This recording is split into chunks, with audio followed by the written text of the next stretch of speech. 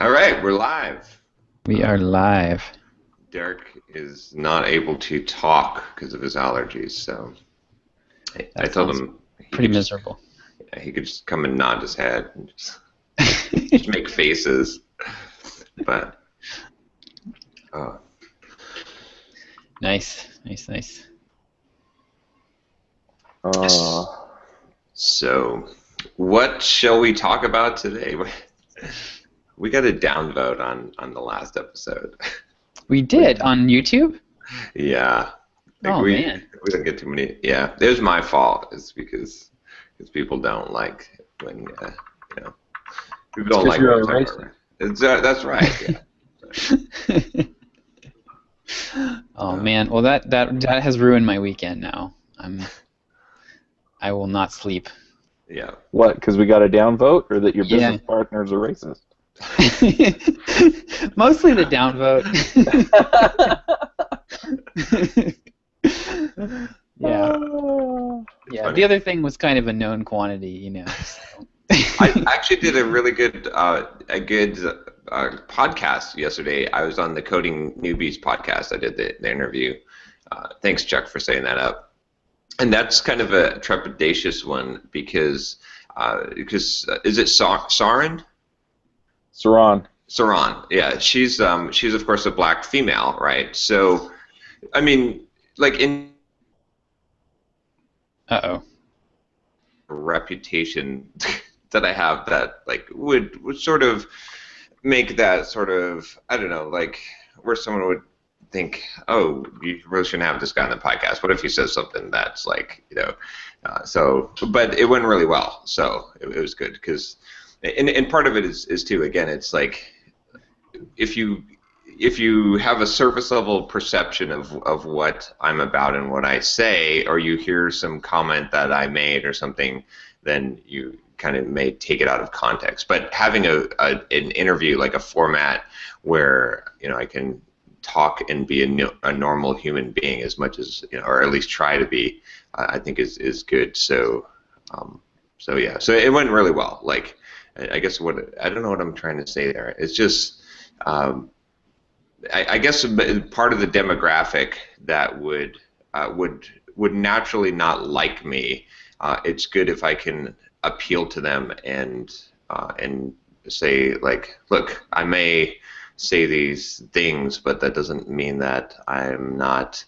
I don't know. I don't know what I'm trying to say. Do you know what I'm saying, or am I just talking crap? I think like the two-way conversations tend to come across a lot, sometimes a lot more clearly than a one-way rant that can be Yes, easily misunderstood. So if exactly. you don't sound like a belligerent, you know, argumentative person. So Yeah, I guess the best way I could equate it was like, remember when we did that Ruby Rogues episode, Chuck?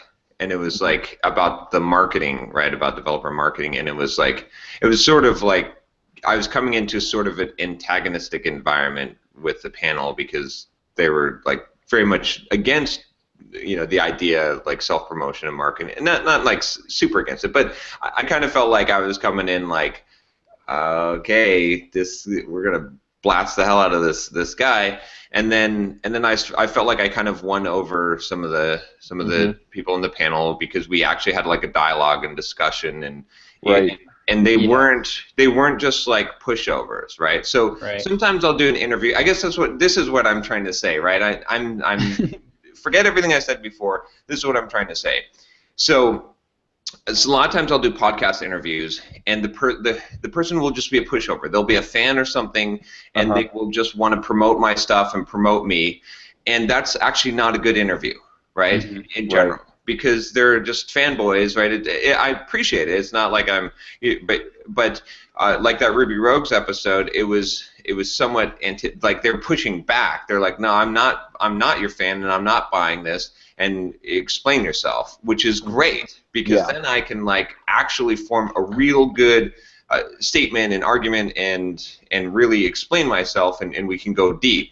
And there's the same thing like being interviewed by someone who is one a really good interviewer because she worked for NPR and who is a black female.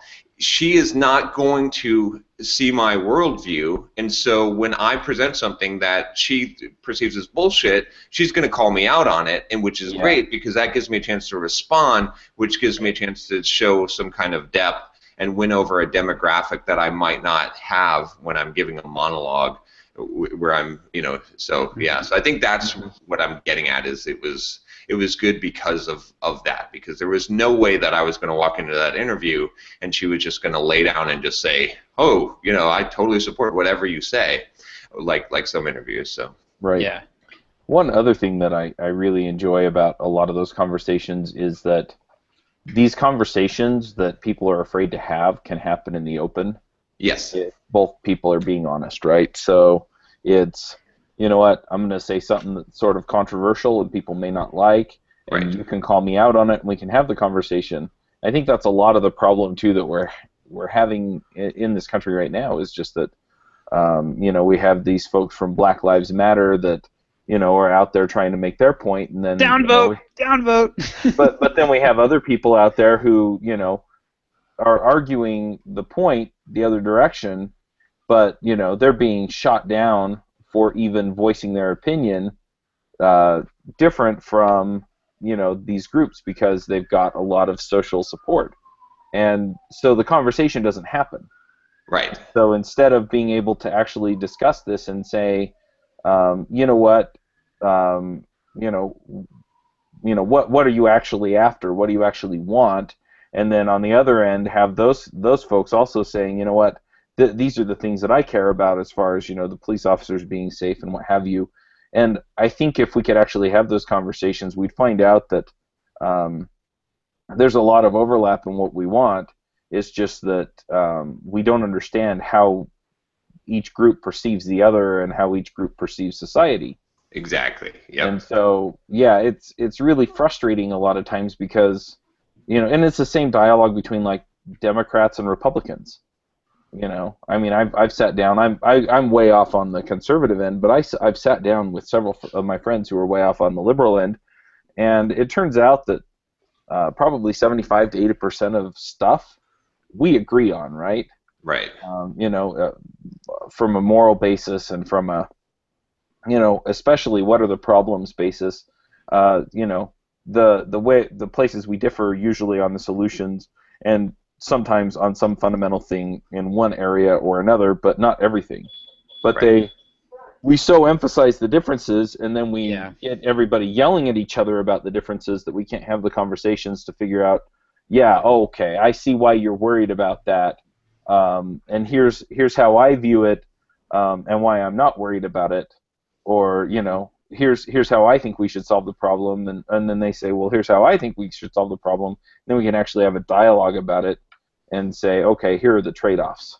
Yeah. Exactly. This has been a pet peeve of mine for a long time. Is there's a tendency to want to celebrate difference, and I think that actually drives people apart. Yeah. When all you focus on is the differences, it drives a wedge between people. Well, the very first thing you do, and like anyone that knows anything about negotiation, the very first thing you do in a negotiation is what? You establish the common ground. Mm-hmm. You look for non-differences. You look for the similarities. What do we have in common? And that's the first. Any expert negotiator, that's the first thing that they attempt to do is they try to say, hey, look, we're actually not that different. We're actually kind of saying the same thing. In fact, in my little persuasion technique that I try to work into every conversation that's somewhat competitive is I basically try to tell the other person that I'm arguing with, we're basically saying the same thing but in different words, even if it's fairly far apart. Because if I can get them to say, to at least see that it's close, that there's some kind of common ground, then we can. It changes the tone. It changes the conversation. Yeah, and this is an important principle in copywriting too, is that you never, well, I won't say never, but you rarely will be successful if you start out right out of the gate punching people in the face. And and that's what everyone, like, if you're serious about persuasion, the thing you do is you start where the person is now, and you Yep. build a case for wherever it is you want to lead them.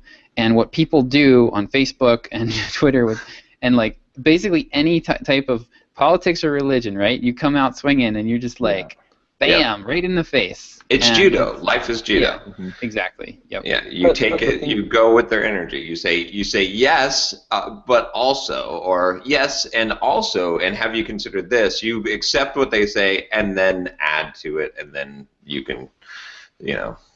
Yeah, I think there's a good side to, looking at and recognizing differences too, and that's, what can I learn or how can this broaden my experience?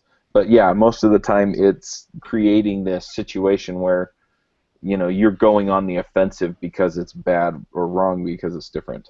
And in that case, just because it's different doesn't make it wrong. Now, there may be points that you can make, to demonstrate that something actually is wrong, but then it's based on the merit of the argument or the merit of the merit of the argument instead of that it's not the way that I would have done it. Yeah, and social media has just extremely accelerated this process. It is the lighter fluid on the bonfire because this stuff thrives on fast feedback loops. Yeah, and social media gives us gives you anonymity. And it gives you a fast feedback loop where you get the retweets and you get the likes. Yeah, and confirmation bias, right? It's like people are constantly affirming this, and so we're tribal in nature, and so we gravitate towards our tribes, and then the outsiders are enemies to be killed, and so it's just a natural. That's why social media is such poison and danger. Yeah. Like we have, if you look at since what is the most destructive thing that's really ripped apart people as far as it's creating these division problems, and it's social media. It's because you have the ability to filter what you don't like, and to see you could fill up your Facebook news feed or any news feed with all kinds of stuff that totally support your viewpoint, and most people do. Yeah, and then stuff that totally opposes your viewpoint that you can rally against, and very little in the middle. The middle doesn't get shared, right? There's not a very neutral viewpoint, like a balance. You don't see balanced stuff on social media, right? That doesn't get retweeted when someone says, Democrats and Republicans are both humans. That will never get retweeted, right? It's like there's some good points on both sides. Downvote. But I think that's the whole point, right? Is that if we got downvoted because somebody actually said what they thought on the show, I'm okay with that. Yeah, I don't care. Regardless of whether I agree with it. That's what this is about. And yeah, we're kind of doing this for an audience, but in my view, we're mostly doing it for each other and for ourselves. Yeah. And so if somebody doesn't like something that one of us says to the other or expresses on this call, then tough. Yeah, and sometimes you got to look at it too. You got to just say why would a non-bad human being have this viewpoint? You know what I mean? It's like, and so I don't know. I kind of look at people's character, and then I look at what they have to say next, and I try to, because there's been a lot of people that I've I'll give you a perfect example. So Grant Cardone, right? He wrote that book 10X Rule. I know Josh is reading it now. Yeah. It's good. That's a kick you in the ass, and stomp on your face book. Have you read that yet, Chuck? No, I haven't. Read that book. I thought you recommended it just recently. So. Yeah. But anyway, I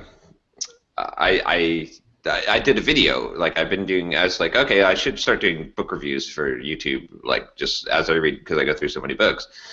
And I did a review, and then someone commented on it. They're like, oh, I thought I liked the book. I really liked Grant Cardone until I found out he was a Scientologist.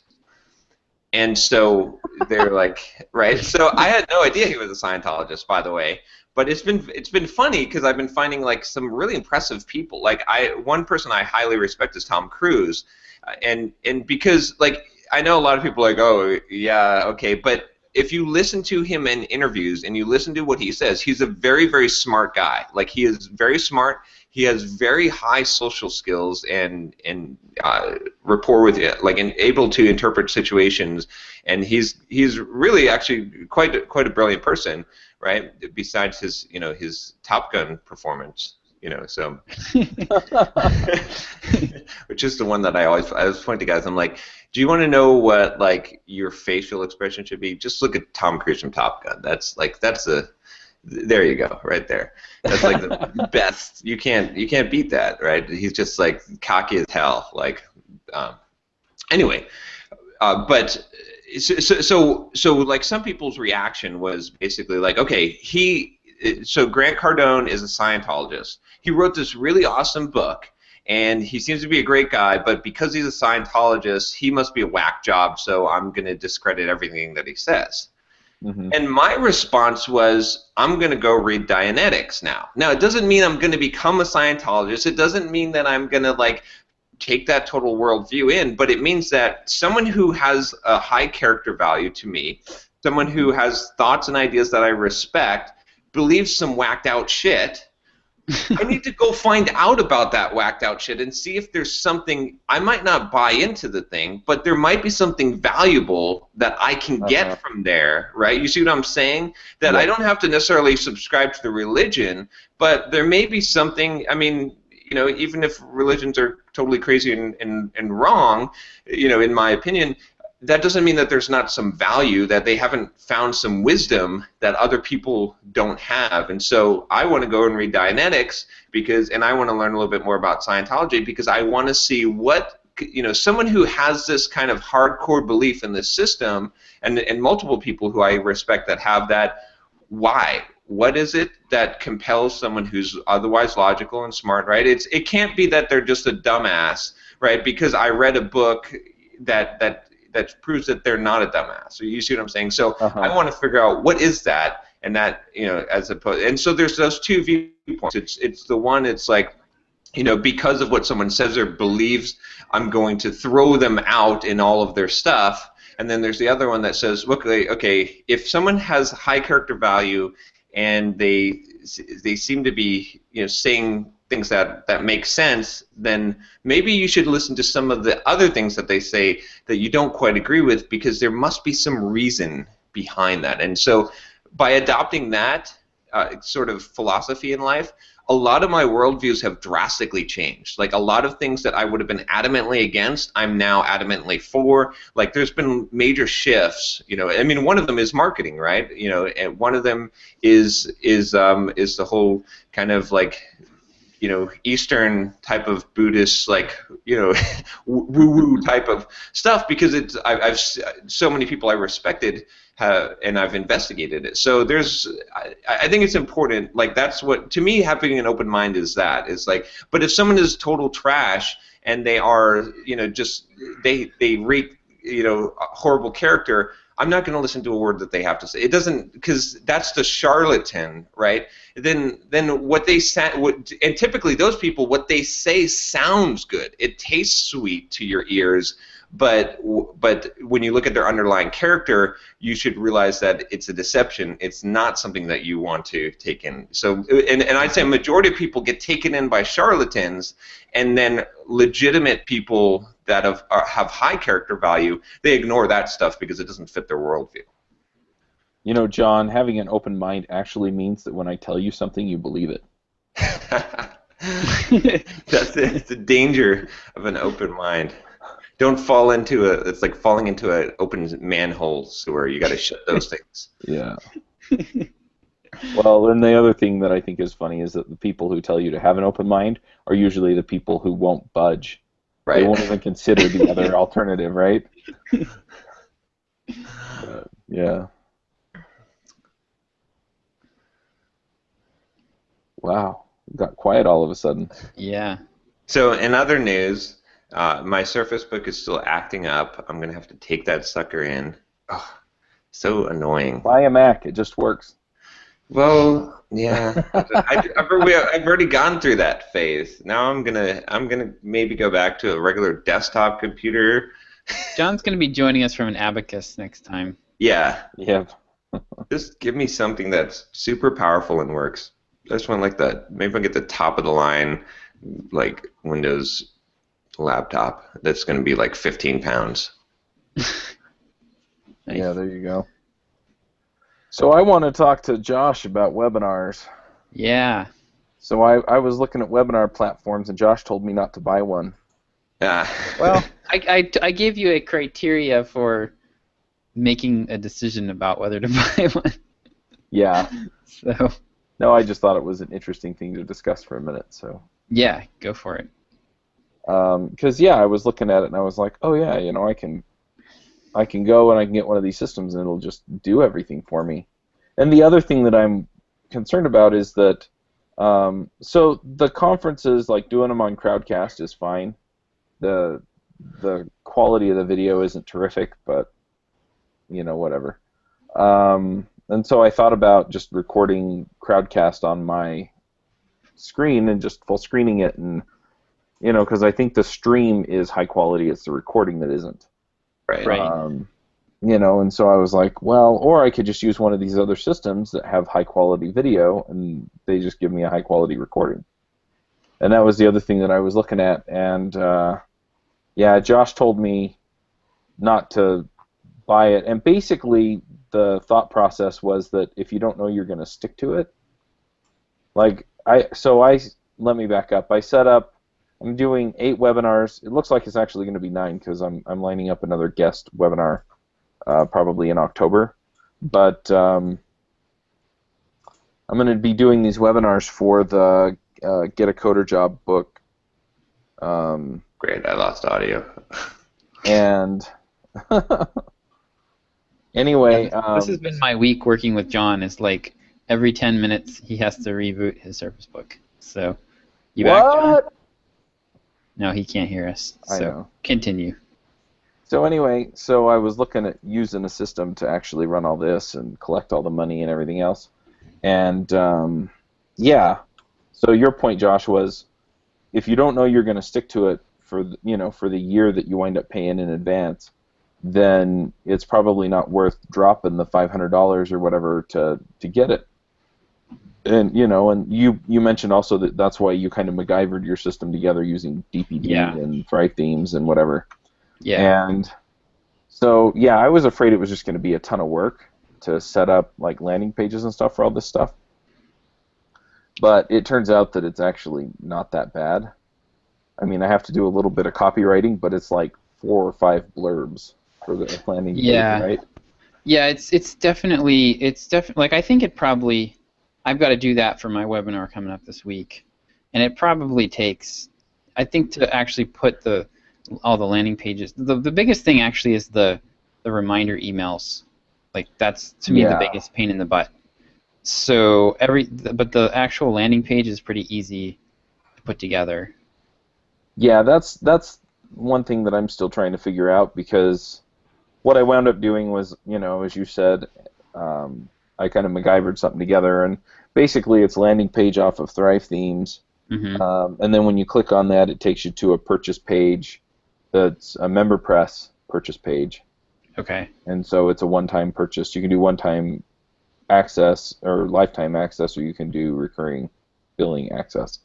So, so that's all it takes for people to get that, and then I need to set up a page that gives them access that says, basically, here's the link to go to the webinar, and so then I can set that up on Crowdcast or whatever.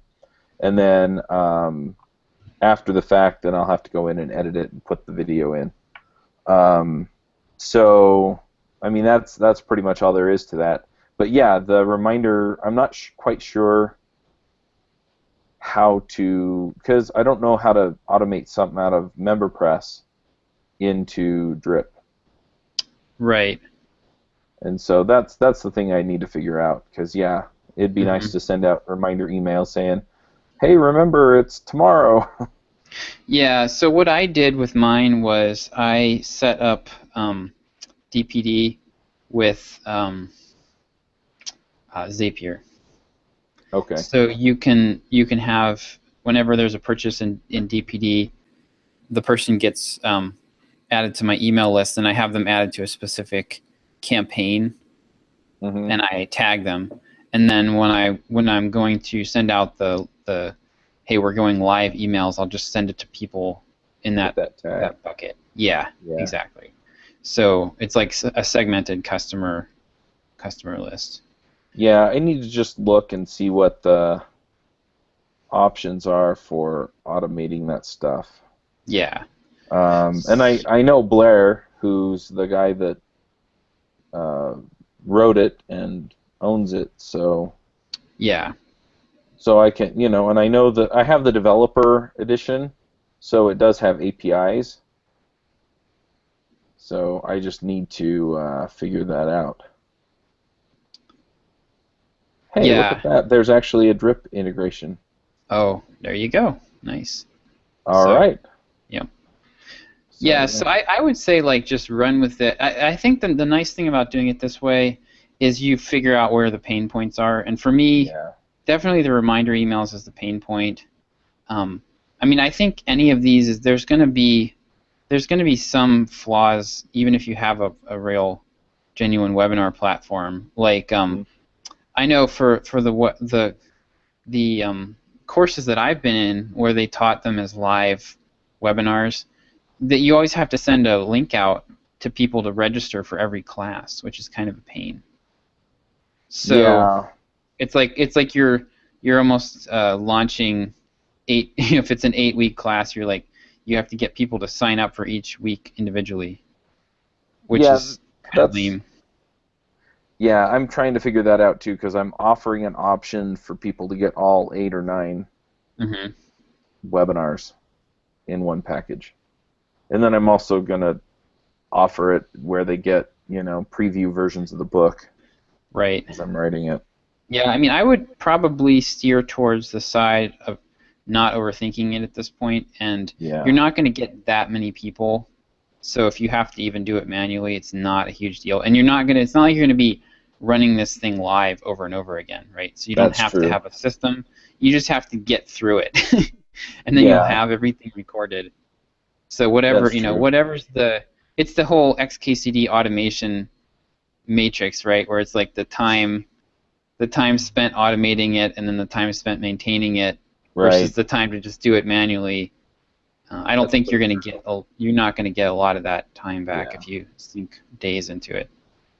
Yeah, well, and the other option I have is that I can pay somebody else to automate it, right? Yeah. Because basically I would delegate somebody else doing it manually, is what I'm saying. Exactly. Yeah. It's a human robot. But I've actually, I'll go into that in a minute. But so what I'm looking at here is, I could just do that. If I can just get them into Drip, and then it looks like I can only select a campaign on here, which is fine. I just put in a blank campaign, or a campaign with one email in it that says, "Hey, you bought the webinar." Yeah, that's exactly what I did with my webinar. And then I'll send out the links when the thing actually goes live. Yeah. But if I can make all that work so that I can just tag people with the product, then I can just make it work that way. Yeah.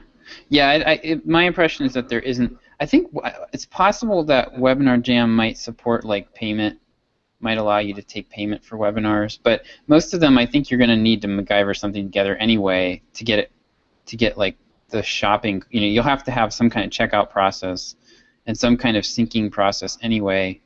Mm-hmm. So if you're already going to be fiddling with it, it's really not a huge leap to just build the freaking landing page yourself. And yeah, the other thing I've been thinking about is using Thrive themes for the landing page, and then Crowdcast actually has Drip integration. Okay. So I can set up payments for each of the webinars that way. Okay. But so Crowdcast accepts payment. Yeah. There. And that's really is that designed for hosting courses, or? Yeah, you can do that. Okay. The problem is that it's all or nothing access. So if they only pay for access to one webinar, then I have to set them up as separate events. Right. And so, if it comes down, if somebody buys the whole course, then I don't know if I can add them manually or not. That makes sense.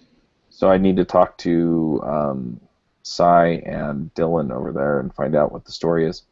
But I can do that. And then as far as the video quality goes, I think what I'm going to do is I'm just going to set up all of the events, and then I'm going to, if I ask them to, they can actually switch them back to Google Hangouts instead of their custom setup. Oh, okay. And then I can get the high quality video off of there. Okay, that makes sense. And that's what, I think that's what Webinar Jam and Easy Webinar and a couple of others that I looked at, they're all built around Google Hangouts anyway. Yeah. And so I've not heard good things from people on any of these. Like, I talked to a guy and he's like, yeah, I've used them all and they all suck. Yeah, I haven't found one yet that solves all of my issues. One thing I do like about Easy Webinar is that you can do the pre-recorded webinars. Mm-hmm. And so I'm thinking about doing that with my I stole your 5 mistakes template, so I have. Oh, beautiful! That's the point of the whole thing. That's the point of the template idea. So. Yeah, so it's 5 mistakes that are keeping you from finding your job or finding a job, and so I'm thinking about putting that together as a webinar that just, you can sign up for it and it'll, you can watch it twice a month, and it'll all be automated, and then just use their integration so that when they put in a question, because I'm planning on doing like a Q&A at the end. Mm-hmm. So if somebody puts in a question, then I can actually just have it, email it to help@devchat.tv, and then have somebody answer it for them. That's great. Yeah. And then, yeah. So, but yeah, that's down the line. That's something that I'll have to add later. Yeah. But I'm what? I was gonna say I've been using Webinar Ninja. I can give you, but go ahead. I didn't mean to interrupt. No, it's all good. Yeah, I've been looking at some of these. I don't love any of the solutions I've seen though. How's Webinar Ninja been, John? So the interface is really clunky. It looks like crap. I'll say that, but it seems to be working pretty good. I mean, I've only done it a couple of times. I did a test, and then I did one for my monthly Hangout, and it seemed to work good. It automatically records, right? The recording quality is fairly high. The chat works really nicely. You can actually invite people to share the screen. So, like, when someone has a question, I can turn on their video, and they get a side-by-side shot. And, so far, I mean, it's done everything. Do that remotely without their permission. Yeah, Crowdcast does that too. It basically prompts them for permission. Okay, and you can give them offers and stuff too. I think you can do that. I haven't tested that feature, but and you can schedule them on the calendar, all built in there. So I think it's pretty good. It seems like I would probably use this for a regular webinar, a paid webinar or something like that. It's got a few integrations too, so yeah. Nice. Yeah, Webinar Jam has the one-click opt-in option, which I really like for free webinars. So for partners. But this is one of those things too where I would sort of there's definitely solutions, and I would almost want to gear my process around the tool, because the tool, find the tool that you like the best and then figure out the best way to work with it, the way that it's designed to, because that's the path of least resistance. Like, you're going to have the most. This is not one of those things where it's real easy to change and if you hobble together stuff, it's going to be a pain. What is the workflow that, and you can also look at the workflow that people are using, whatchamacallit, Entrepreneur on Fire and stuff like that, where they've kind of fire tested the process and then sort of follow what they're doing. I have a subscription to Webinar on Fire from John Lee Dumas, so I could probably I probably could just steal whatever he's doing. That's and then this way, because how custom does your stuff have to be? It doesn't really have to be. I mean, you know No. what I mean? Like you Yeah. can kind of like work around the other parts and then just try to. Because otherwise, you're just going to be facing like there's too many options, there's too many possibilities. Like, just pick a thing, go with it, make it work. Yeah. Yeah, I think that's the argument for actually paying for one of these systems is then, you just pick the one that does most of what you want it to do for you. And it's a small cost relative to what you're doing, I think, right? I mean, I think at the level of business that we're doing, like anything that's for most of these are small cost solutions Yeah. compared to the revenue you're generating. And if you're not able to generate the revenue that makes this a small cost solution, then maybe you shouldn't be doing it to start with. So. Yeah.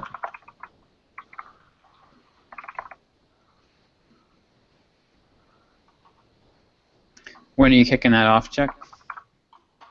I was hoping to get it done today and put it out there so people can sign up. And then and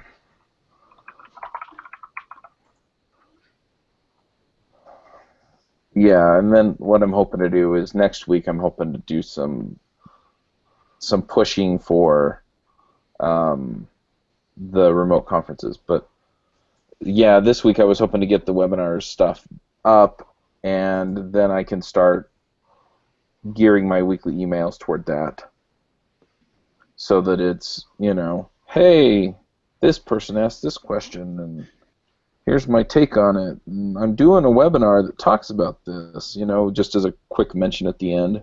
Yep. That way it's not a big, heavy, so you should totally sign up because blah, blah, blah, blah, blah, blah. So the first webinar is scheduled for the 14th of September, so that gives me a couple of weeks to send stuff out, let people know about it, and talk about it on the podcasts and stuff like that. Cool. And yeah, so I'm trying to do like 2 every month till the end of the year. But I just got an email from Josh Duty, who wrote the salary negotiation book. Yeah. Yep. And so I'm looking to pull him in for a 9th webinar. Oh, okay. Yeah, that'll be a nice bonus. So if I can do that, I have Joe Masty coming on to talk about apprenticeship programs at companies. Okay. Because a lot of this is geared toward new people, so as much as I can, I'd like to do that. And then I emailed Miles Forrest a while back. He lives up in Chilliwack, British Columbia, which is kind of a small. It's near Vancouver, but it's not necessarily close enough to Vancouver to have like code meetups and stuff readily available. So he actually pulled together like a group of like 10 developers that all do different kinds of development to just get together at a coffee shop like every week or every other week. Oh, that's so cool. I was going to have him come in and talk about how to set that up, because I get a lot of people saying, I don't live near a big metro area with a lot of tech, so what do I do? And, so I was hoping that he could come in and say, here's how you put together a meetup group, even if you're not in that kind of a setting. And so I was hoping that that's just another idea for people to get to know people, because the focus of the book is basically here's how you demonstrate what you know, and then here's how you get to know the people who are going to care. Right. And then here's how you take advantage of those relationships to actually have them want to help you find a job. Nice. So that's the flow of the book, and so if I can.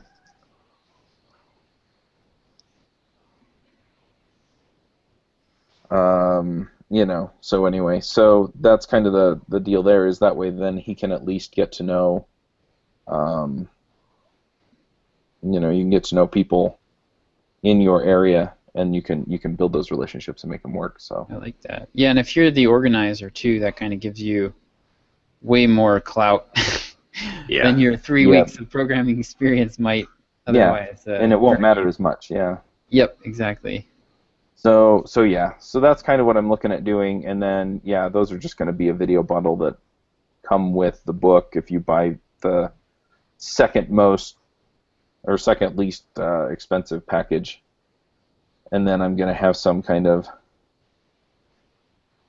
some kind of deal with the other where you get some kind of like coaching or Slack access or something. You pay the highest fee. Because I think personal access is a premium product. Yes, agreed. So that's kind of what I'm looking at doing there. But yeah, it's just figuring all that out. Very cool. Yeah, I'll be curious to see what you end up landing on as far as how you're going to put this together. So I'm kind of at the point where I'm on the borderline, since I'm going to commit to doing the webinars for my course. I'm kind of on the borderline as to whether I want to buy some kind of solution or not. I think I'm probably gonna do it. So, because I'm gonna commit to doing that, and I mean, I can. It's like John said. I think $400 would be worth it, probably for me at that point.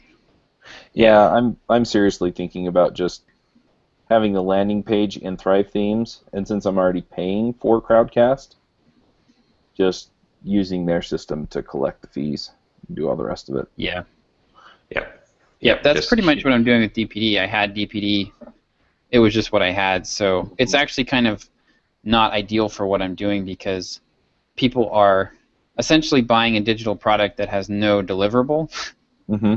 And they'll get. I'll use DPD to distribute the video afterwards, so I can add it to the product after the fact. But they're basically buying nothing up front, to be delivered type of deal.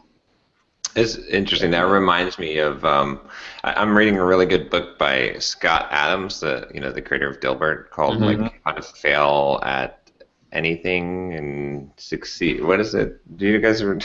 It's a horribly named title of a book.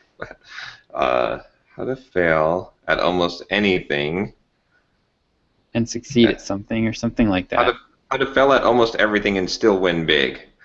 Okay. And one of the things that it's actually a really good book. I'm surprised. Like this guy has the same philosophy in life as I do. That's why I like to.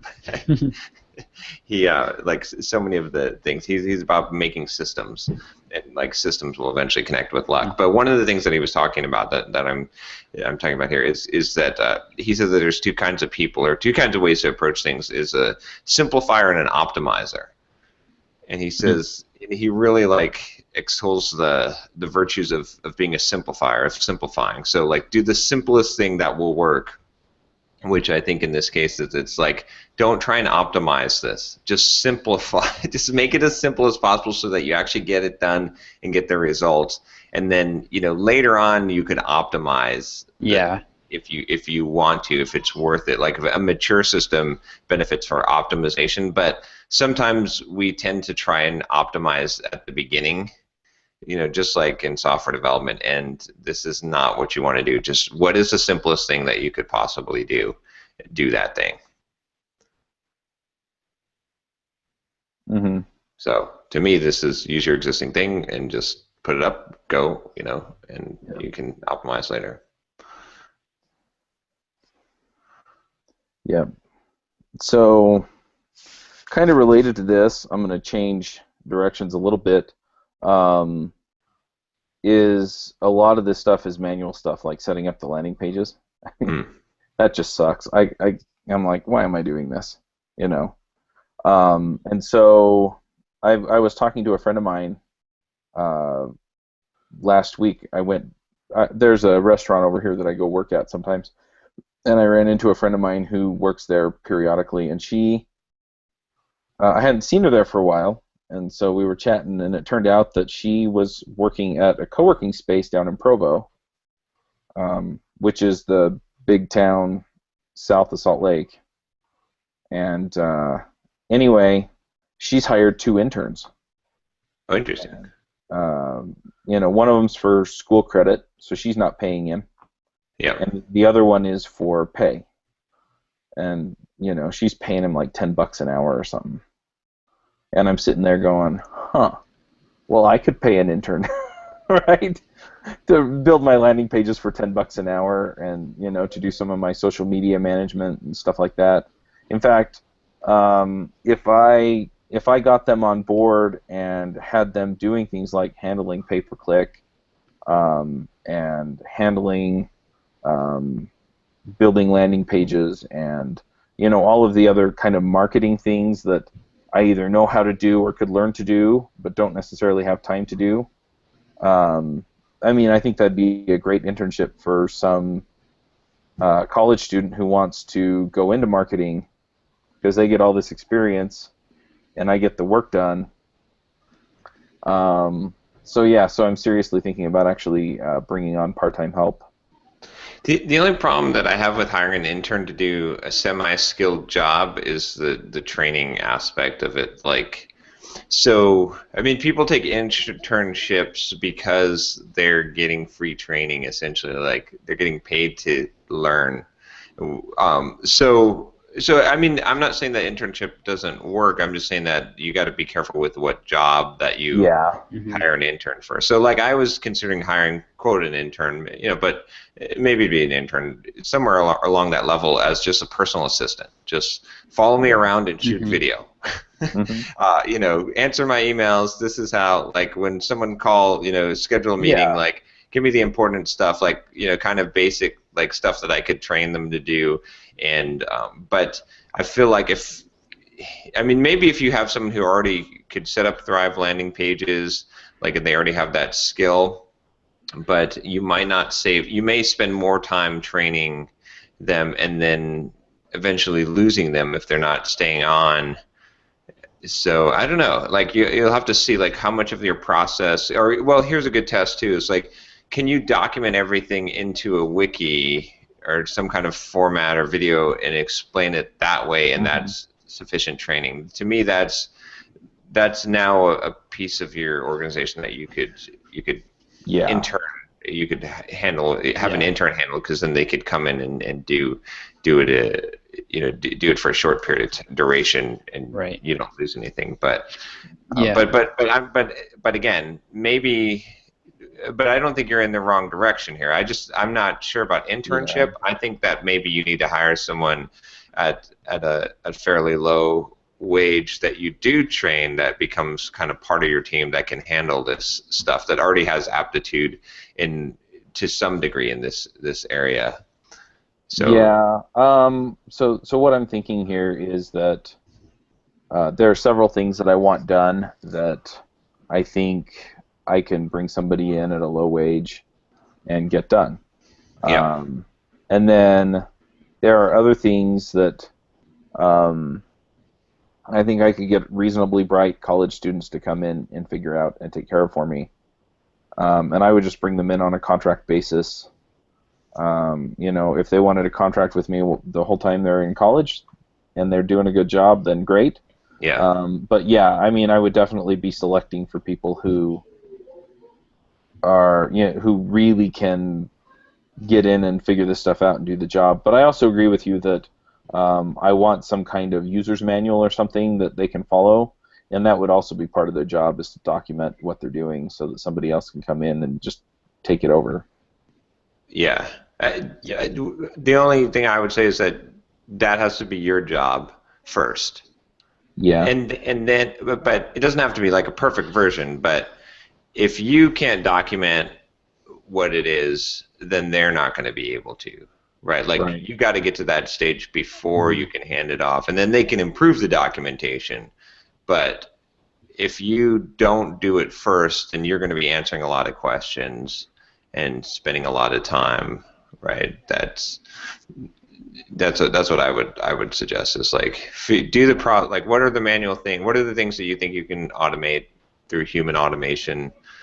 Do them yourself. As you're doing them, document the process to the nth level detail. Figure out the places where it's just like, follow this step, and where it's use your brain and use design. And like, if you know the difference between those points, then you can hire for the use your brain part, right, and Yeah. kind of have some valid tests, and you can see where that is, and then the skill level. So you got to kind of break down the process and figure that out. And then it may be that you have different people working on it, or it's going to influence your hiring. And it's just going to make things simpler, because then you can just assign someone to a task. You can bring them right onto the team, and or you can even just use that as the kind of interview. It's like, here, this is basically your job description. Yeah. Can you handle this? Mm-hmm. And if they're like, oh no, I don't know how to do that, then you throw them out. And if they're like, oh yeah, I've never done that before, but I could follow those steps, and whatever I don't know, I could figure out. I wouldn't even need to bother you. Bam, good. Yeah. You're on board. Yeah, I need to think about that some. I'm pretty well convinced though that I can probably find somebody from the university Yeah. that has the skills to figure out and do a lot of this stuff. And Yep. yeah, I mean, what it really boils down to as far as value proposition goes is, can I train them to do something and then basically have them do it over and over and over again, to the point where even though I spent 3 times as long as it actually takes to get it done, they did it 30 times or 300 times, and so I'm getting a 10x or 100x return on investment on my time. Yep. Yeah, and I think this is one of those where you definitely want to hire for, kind of going back to what we were talking about earlier about the character stuff. Like you want to, that's what you want to hire for. Yeah. And Yep. I think actually probably your church, and then also like homeschool groups or Christian school groups, or private school groups nearby would also be another good potential source. So you could Yes. actually get somebody that's because those kids are going to be more mature, generally speaking, and they're kind of used to working with adults. That's the upside of being a homeschooler, is that you're very comfortable around adults, and the downside is you tend to be uncomfortable around your peers, which is me. So I'm always like a lot more comfortable like with people that are like a level or two up from me. But Yeah. I'm just so so are you telling me to look at like teenagers? if I was in your shoes, I would be looking for like 17, 18, kind of like the late high school people, and really look for somebody that's a good communicator and really super dependable, and is obviously very attentive to detail. Yeah. And then you can train. I mean, like I've trained Aaron. That's why Aaron is so great for me. He'd done some of this marketing stuff before, but he'd never done Thrive. Right. But he picked it up, and I was shocked. And the first couple landing pages he did looked great, and then I looked at how he built them, and I was like, wow, he really Rube Goldberg this together. But then I showed him, I did a video where I showed him how I wanted it laid out, and then he did it right the next time. And that's really what you want. So, and like the nice thing about if you get them when they're in high school, then I mean, who's not going to want to? What high schooler is not going to want to work for $10 an hour versus working at McDonald's or something? Like that's. Yeah. And work from home and work on a computer versus flipping burgers. And then you can also keep them longer, because if they're going to go to college, you can have them work for you through college. And they can do it anywhere. And they can do it anywhere. So you're less likely to lose that investment. And then if you keep them, after that, I mean, that's a few years from now, and you might be ready to bring some of them on. Like maybe you find 2 or 3 that are just fantastic, and you can't live without them, and you hire them full time. Yeah, that's true. So it kind of becomes your little farm team. Round up a few homeless guys. I said homeschoolers, not homeless. That's true. Well, the other thing is $10 an hour for a high school kid is a killer income. Oh yeah, exactly. That's what I mean. Yeah. But and you'll have somebody with $10 an hour will get you. You can get somebody overseas for $10 an hour for sure. And they'll probably be pretty good, but there's certain things you can't, like a $10 an hour high schooler will have certain qualities that an overseas person won't be able to have, just because they're, native English speaker and and all that. So I'm finding that there's a bit more of a communication barrier with my guy in Philippines than I'd like, and so yeah, I'm kind of looking at replacing him and replacing Mandy with the rest of the stuff that she's doing, and we're having some payment disputes at the moment. Fine. We can go into that in a minute if we really want to, but yeah. So anyway, yeah, I kind of like that idea. I'm not sure how comfortable I am hiring high school kids to do this work unless I know they're gonna. Yeah, I mean, I would definitely start close to home. And you need a test, right? Yeah. I don't know. The other thing is like if I'm paying them hourly, how do we track time? Do I just sign up for one of these? I would have them sign up for Upwork. Ooh. Then you can just you can pay them through Upwork. The other thing you could do is you could just use something like a time tracker, like what's that real? Oh, there are a whole bunch of them. Yeah. Yeah, there's a gazillion of them. Yeah. But weigh this against just having someone that you just hire a professional that does the work, right? I mean, like, there's a big, I don't know. I'd rather pay someone $20 an hour. To me, there's no difference between $10 an hour and $20 an hour, even though it's double if the person is able to do the work so much better, right? Because they're going to do it in less time. It's like so. And you're gonna, what's going to require the least amount of time from you, right? So I think that's one of the big things when you're small is you got to make sure that you don't have to spend much time. Like you got to initially invest, right, training and stuff. But so I don't know. It may be more difficult for you to go and find people like that. It seems like if you're going to hire someone locally too, what you want to do, like the benefit of hiring someone locally for cheap is that proximity. So you probably want them sitting next to you. Yes, that's the whole idea. Yeah, we can go borrow a conference room somewhere or a table at a restaurant, and I can pull out my laptop and I can show them what I want to do. And they can do errands for you. And I would almost again, I think the benefit would be that I would clear out a space in your office and set up a desktop, and they come into work, right? And they work certain hours, and they're there. I would make it very formal. Yeah, but if I do that, then I have to W-2 them, and I really don't want to do that. I'd rather have them on a contract basis. But you can still have them on a contract basis. You can still. Yeah, but if I tell them when to come in and provide them equipment. You're not HP or Apple or no one is going to care. You know what I'm saying? Yeah, Utah Workforce Services is pretty aggressive about that kind of garbage. Not if you're just you know what I mean. You just have them come in, you make it clear that they're a contractor, that they control their own time, and especially if you're only doing 10 hours a week or whatever. I don't know what you're going to start out, but if I do that, then I would just let them decide when they want to come in. Exactly. In advance. Yeah, exactly. You let them. Give them the, whatever you got to do to. Yeah. But it's been kind of interesting making this whole transition. But yeah, I'm starting to think that having a team that's local that I can reach out and grab would be kind of nice. But the other thing is that a lot of this email stuff is stuff that I could pay somebody $10 an hour or something to do. And yeah, all the automation setup and that kind of thing. Yeah, all the I get emails, requests for help, things like that. And so I have them filter through all that. When people request information about sponsorship, I send the same email to all of them, so I can have them do that. And then, when I actually talk to them and do the sales call, they just pick a time on Calendly and we get on Skype, so they can send them that link and everything else.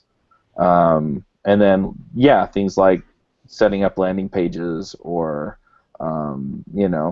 setting up Chromecast or a lot of these other things that are just, log in, do this, do that, managing a bunch of stuff in Drip, updating images for sponsors. I mean, all that stuff is stuff that it doesn't. It's not relationship stuff with people that I deal with, Mm-hmm. Yeah. which means that I don't have to be involved in it. And it's all stuff that generally people don't have to have a whole lot of expertise in to do. Yeah. Right. And then, I really wouldn't mind if, I figure out how to do like pay-per-click campaigns for the conferences or something, right? And so I have a checklist that they just go down, Yeah. and they just, they do all that stuff. Yeah, it's a little bit more involved process, and understanding it requires a little bit of expertise. But following the instructions is just logging into another system and putting information into it. So here's what I would suggest that you do. Get a software like Toggle or whatever time tracking software, and for a week or so while you're working on this stuff, track your time and put it into different project buckets. And every time you're doing something, slow down a little bit and document the process that you're and the heuristics that you're using. Every time you make a decision, document the heuristics of why you're making this decision, and then just the standard flow. Use a wiki or Google Docs or something to document all those things. And then what you'll find is, the categories that exist, and then about how much time it takes. So, for example, I started doing this for a few different things. I mean, that's how I initially started hiring it with Simple Programmer. Mm-hmm. But you could go through and you could say, okay, this type of email, I'm getting requests to speak or requests for speaker requests or whatever. Okay, this is what I do. This is how I handle it. And then you know how much time it takes, and you've got that whole piece documented, because then you'll have a real good, handle on this. What is automatable? What is not? You'll have the processes documented. You'll know how much time is being spent on each task and how much time should be spent on each task. And then that'll set you up really nicely to be able to hire someone.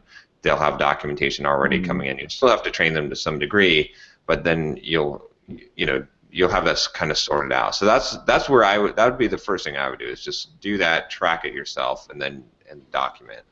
Yeah. Yeah, I can definitely do that.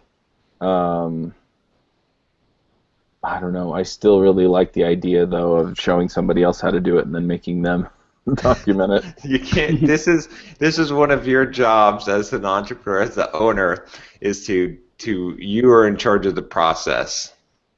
That's the biggest thing you have control over of your business. Yeah, but I can review what they put down and say, you left this out or you didn't do this. It's different when you're doing it yourself. I don't know, you go through it first and document it. I know it's painful, but it just, I don't know. I mean, maybe you'll have different experience, but it's never worked out when I have done that, and that has been a big failing that I've made that mistake. So going through and doing it myself and then hiring for the job has always worked out better.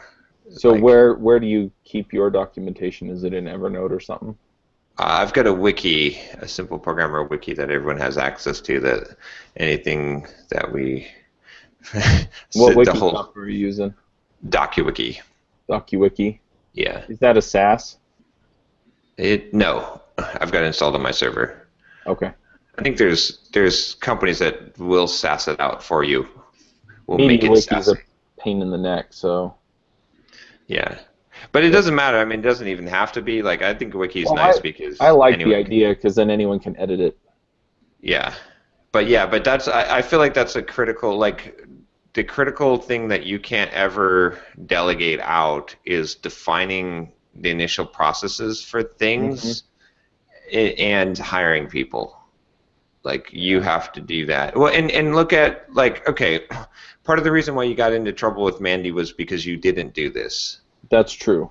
So think about how things would have worked better with Mandy had you been the one who created and documented the process from the beginning.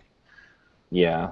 Right. Yeah, a lot of the trouble came out of I don't know what you're doing, or I made assumptions about what she was doing, and then So yeah, bite the bullet. It won't be that bad. It'll actually be kind of fun as you figure out. And I what the hate nice writing thing is, documentation. I hate it. one of the nice things that will come out of this too is that you'll find out that you're doing some stuff you don't even need to be doing. No one needs to be doing, That's true. and you'll eliminate some stuff. I hope so. Because I just went through this for my email too, like because we upped. Rodrigo's now a full-time employee. Yay! Now we have 3 full-time employees at Simple Programmer. Is he still on Upwork, or you just direct? He's direct billing me now through like 17 Hats or whatever that. Are you using 17 Hats for your business? No. Or is he? He's using it for his stuff. Okay. Yeah, exactly. Okay. So, but I was going through because I was like, okay, I want to create responders, autoresponders for email, like sort of like, a catch-all email. And so I was going through and I was like, okay, what type of emails did I get? And I had like 6 different categories that I was going to write different responses for, and it turned out that I only needed one. Mm-hmm. and a bunch of the other emails could either be ignored or they didn't need like a response. And so I eliminated a bunch of work just by doing that, and then I documented the one process of but it was critical that I go through and document that, so. Yep. Oh, you're making more work for me, John. But that's how you're going to get rid of the work. It's going to be true. That's just the process. Yeah. And this is the real value, right?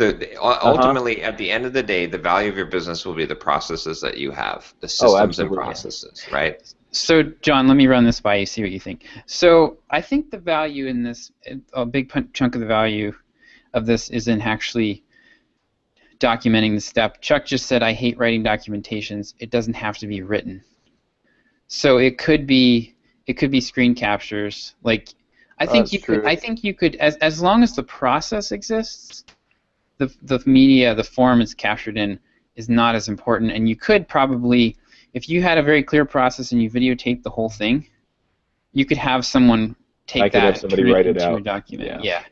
I would hire someone to take that and turn that into. The thing is, though, I don't know, because I've done this before, and it just doesn't.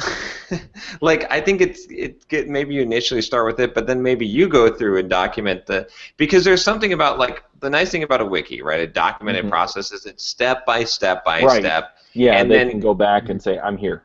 And if you're properly using a wiki, what you do is, and what I'm doing it with Simple Programmer is like, I have like, okay, how to do this, and it's like 5 steps, and there's links in the steps. So if you don't know how to do step 1, you need more detail, you click that thing, and it goes into, and there's 10 steps in there. Right. But So as a step person, 1 could be something like put a broadcast into Drip. right, exactly. And so if they don't know how to do that, then there's a link to how to put a broadcast into Drip. And that could be a video. That one is more likely to be a video, right? Right. That one I could see. Yeah, because where it gets really painful is when you've got some detailed thing that potentially changes often, right? Yeah. Like if Drip updates the UI, well, now all your my wife was a technical writer, so this was like her life, and it's like it is a full-time job, easily. Yeah. Yeah.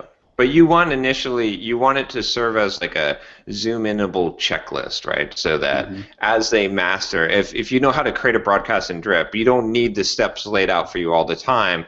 What you need, but you do need to remember that that's the first step that you need to do, so that you can get the process down. So I mean, even for me going through the steps, right? Even when you master it, when you understand it, having a checklist is valuable. So that's where I think that comes into play, and then you can tweak the process. I mean, there's something about having the process. Well, and the other thing about it is tweaking the process, right? Is because you don't record something and then that's it. It's in stone. Yeah.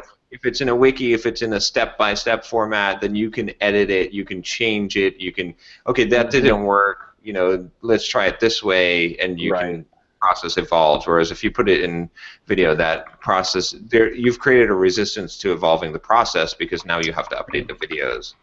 Yeah. Yep. Yeah, I tried setting up a wiki before, and I think the thing that I got caught up on there was that Start with Google Docs. Yeah, that would be fine. Start with Google I Docs. mean, Just make one folder, a Yeah. shared folder for your company, put different docs in there for the different topics, and then those are there's editable. nothing. I mean, there's Yeah. nothing magical about wiki software, and honestly, like it makes it harder because the thing for me that's always killed me with wikis is images, because and Yeah. WordPress is the same deal. It's like such a pain to upload images. So you get in the situation where you try to document everything. Click on this button. Well, now you have to describe where the button is, what the button looks like. Yeah.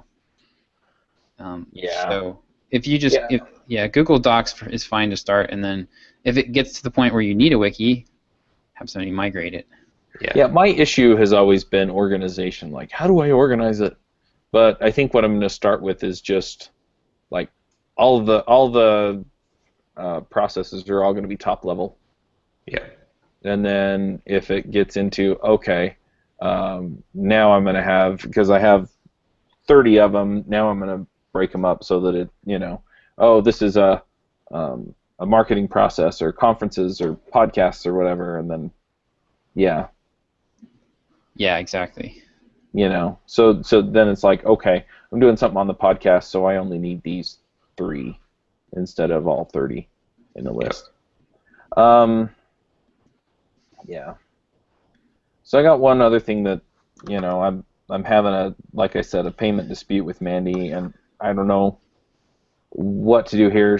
Basically, so when I backed her off of everything, I said, look, can you still take care of Angular Remote Comp, Rails Remote Comp, and React Remote Comp for me? And then I was hoping that by the time those were over, I'd have everything handled for the rest of the conferences going forward. Either because I'd hired somebody to help me with them, or because I had processes around it that automated enough stuff to where I could just handle it myself.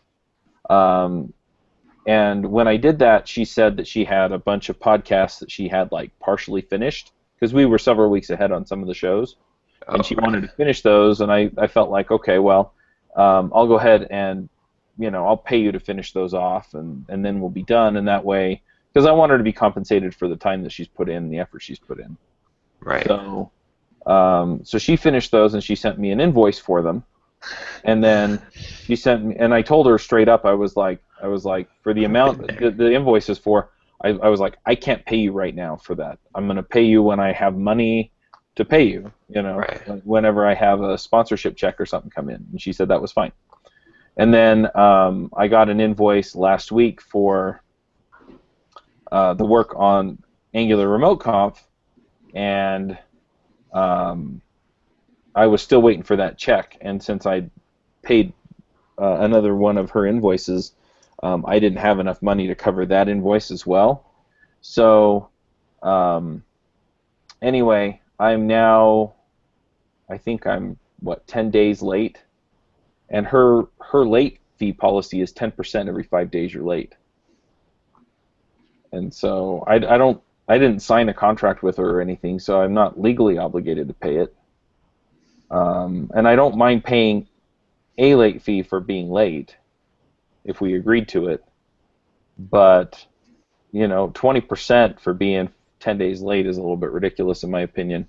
And she's now telling me she's not going to take any of the late fees off. So do I just pay her what I'm willing to pay her and tell her tough? No, you got to pay her the late fees, because this is a gentleman's agreement here. Like, it's understood. Like, it's not, she didn't drop this on you. I mean, and the thing is, like, it's sad that she's pressing this, because I wouldn't do this. It's not a good way to end things. Yeah. So this really ends things. You see what I'm saying? It's like, in this situation, you pay it, and you make a grimacing face that says, okay, I see what this is about for you. Okay, fine, here's your money. And that's and this really means the end. Sorry, this is if we're gonna do business this way, this is the end. Yep. So I certainly, I certainly would never charge like a long-term, like if a long-term client of mine was 60 days late, I'd or something like that, or 30 days late, and they didn't, or I had a first-time client that didn't have a history of paying me on time, or coming through. Like, there's no reason for her to not expect you to come through on this. Yeah. Right? Like, you've never not come through for her, or and there have been times where you've had to juggle things around. Like, she knows how your business works, so right. It's just kind of, that's unfortunate. Yeah. So I'll pay the late fees on this one invoice. I told her straight up that I couldn't pay her then, and then she told me she was going to take the late fees off of the other one. The other invoice is for $4,000, and it's like 20 days late, and I'm not paying $2,000 in late fees. There's just no way. So could you? Is there another way that you could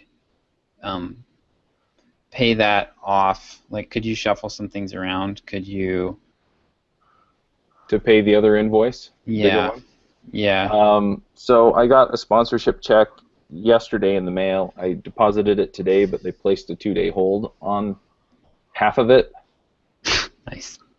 So I can pay it on Tuesday. I can't pay it today. You could write her a check. Check's in the mail. I could do that. I mean, by the time she got it, it would be cleared. That's true. It's not a great idea, but I mean, there might be a creative way. Yeah, I mean, you just say, look, here's the thing. I got the money as deposited, 2-day hold. I can send you the check. I can pay you on such and such day. I know that the late fee will kick in by then. If you tell me what's fair, you decide what you want. Yeah. That's a good way to, that's a, right? I mean, majority of people in that case are going to say, okay, I get it, I understand. Like, all right, as long as it's here on Tuesday, we're good, right, or whatever. Mm-hmm. And because the point of the late fee is not, haha. Yeah. Yeah. I got your money. It is a stick you can use when someone is not keeping up their end of the bargain. So this is like catching you in a technicality, really. Right. Yeah. That's how I see it. And for the inconvenience of having to deal with the back and forth of not getting paid. Yeah. I mean, it sucks to not get paid, but. Yeah, but the other one was basically it was a charge that I wasn't expecting. Yeah. That I agreed to as a courtesy to her. Yeah, I know. So I mean, if she insists on paying the late fee, pay the late fee, because the late fee is going to cost you a lot less in the long run than the pain that this is, and she's going to drudge this up. If you burn her on something that you agree to, you're going to get bad. I mean, you're already going to get bad mouths, right? Like, but you're going to get it worse. Like, people are good. She's going to spread rumors. She's going to say things. She's going to say, "I never got paid. He still owes me $400 or whatever it is. It's better to just pay the $400." Or, you know what I'm saying, or whatever it amounts to, like, in the long run. And just know that you're not doing business with this person ever again than it is to fight something. If it's like $10,000, yeah, okay. But if it's what's your hourly rate on this, right? Like, if it soaks up 5 to 10 hours of your time, then there you go. Stop being right. I had an interesting situation. What kind of is with I sold something on online in an auction, and I had like, basically the shipping was twice what the guy was expecting and what willing to pay. And we went round and round. Like, he was really, he called me. Like, I never really talked to anyone that I've sold. I have like 500 feedback on eBay. I've never talked to anybody from eBay. Yeah. And this guy, like, well, so his email to me was, his first email was, or the subject line was, "I don't mean to be an ass, but," okay, so right there, right, you know exactly where this is going. Oh yeah. And so the thing was, I told him what the shipping was I told him what shipping was before the auction ended in an email, so I had it like documented, and he bought anyway, and then he was like making a big stink, and he was threatening to to file a fraud complaint against me, and he's like, "Oh, I have a fraud complaint against somebody else." I'm like, "Oh, I bet you do." But what I ended up doing in this case was I wanted to my instinct was to back down, and I ended up standing my ground. I actually just told him when he called me, I was like, I'm not going to do this transaction. I'm just gonna, I'm gonna submit you as a non-paying buyer to the auction. And then he emails me back, and he's like, "Oh, are we going to do this or not?" So he agreed. He paid me the full amount for the shipping, and then I actually ended up refunding half of his money. So I felt good because I stood my ground, and then he was surprised versus feeling entitled about the whole thing. Right. This is not really directly relevant to your thing, but it was just a funny story. So. But yeah, I mean, I think that's the gracious thing to do. If you're, if somebody's really objecting to your terms on something, it's generally not worth it. Because I wasted, and the lesson I guess in this is I wasted a good 4 hours or more of emotional energy, and it was over $25. Yeah. Right? I was all worked up. I wrote this guy a long email with screenshots, and it was it was a total waste of my time, and I shouldn't have done it. I should have just eaten it right up front. But there you have it. Yeah. This invoice, the one that really pisses me off, has $2,442.04 in late fees on a $4,000 invoice. Yeah. Holy crap! And it's a $4,000 invoice that my inclination was to say no on. Right. And I said yes to try and end things nicely so that she could get paid for the work that she had been doing. But you agreed to it, so that's, I mean. Yeah, but I told her that I wasn't going to pay late. I told her up front I was not going to pay late fees on this one because I couldn't pay it on time. And I knew it. You told her up front that you weren't going to pay late fees on it? I told her I could not pay it on time, and she said that's fine and that she would waive the late fees on it. Does she acknowledge that you told her up front, or does she say that you didn't tell her up front? I don't know. I could chat at her. We could do this live, but... Call her up! All right! But yeah, that's essentially what Entreprogrammers. That's essentially what I'm going to do. Is I'm just going to say, look, here's the deal. I can pay it Tuesday. Honestly, like I said, just detail it out. Just be like, look, when I just say I kind of in my mind, right? I approve this invoice as a courtesy to you instead of just saying stop what you're doing. I realize that you may not have viewed it that way. You may have just, but this is how I viewed it. Take it or leave it. Yeah. I distinctly remember, although I could be wrong, I distinctly remember communicating with you up front that I would not pay late fees on this particular invoice, and we seem to agree to that. Again, I could be wrong, but that's what I remember from the conversation. Make sure you phrase it that way so it's not combative, and then say, and here's my actual situation. I'm being honest with you. I got a check from a sponsor. I put it in the bank immediately. Half of it's on hold. So the earliest I could pay is Tuesday. So I'm putting the ball in your court. You decide what you think is fair. I've given you all the information. Whatever you say, whatever you be the arbiter. You decide. Whatever you say, that's what I'll do, because I'm a gentleman, because I respect the work that you've done for me, and I've appreciated the work in the past. And I trust that you have a fair sense of judgment. I know this about you. Even though we're not working together, even though whatever, I realize that you have a fair sense of judgment. And lay it out that way. Of course, and that's it. And then he emails you back with the "F you, pay me" video.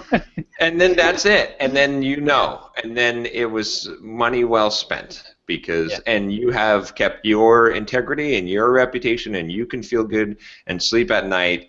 And you see what I'm saying? I think that's the thing to do, unless you have ironclad contract and it's amount of money that's worth disputing to that degree.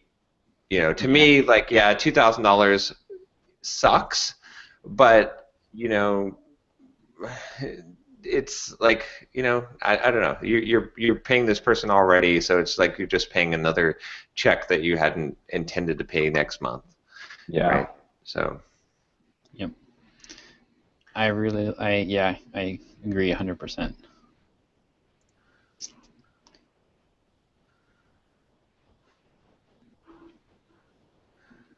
All right. Other Well. news. or just right now, you're live on the air with the Entreprogrammers. What do you... we could go all Jerry Springer with this. Yeah. The other option. So I think we're about to crack the 100K mark on yes, we are. Programmer product sales for the year. Yeah, which is that's a new. I think that's a kind of a record if you look at it in the fact that we haven't done a product launch this year, right? Because you've probably had years where you hit that mark. I'm sure you've had the previous couple of years you've hit that mark too, but that was with some kind of big product launch. So we haven't done one yet this year. So that is exciting.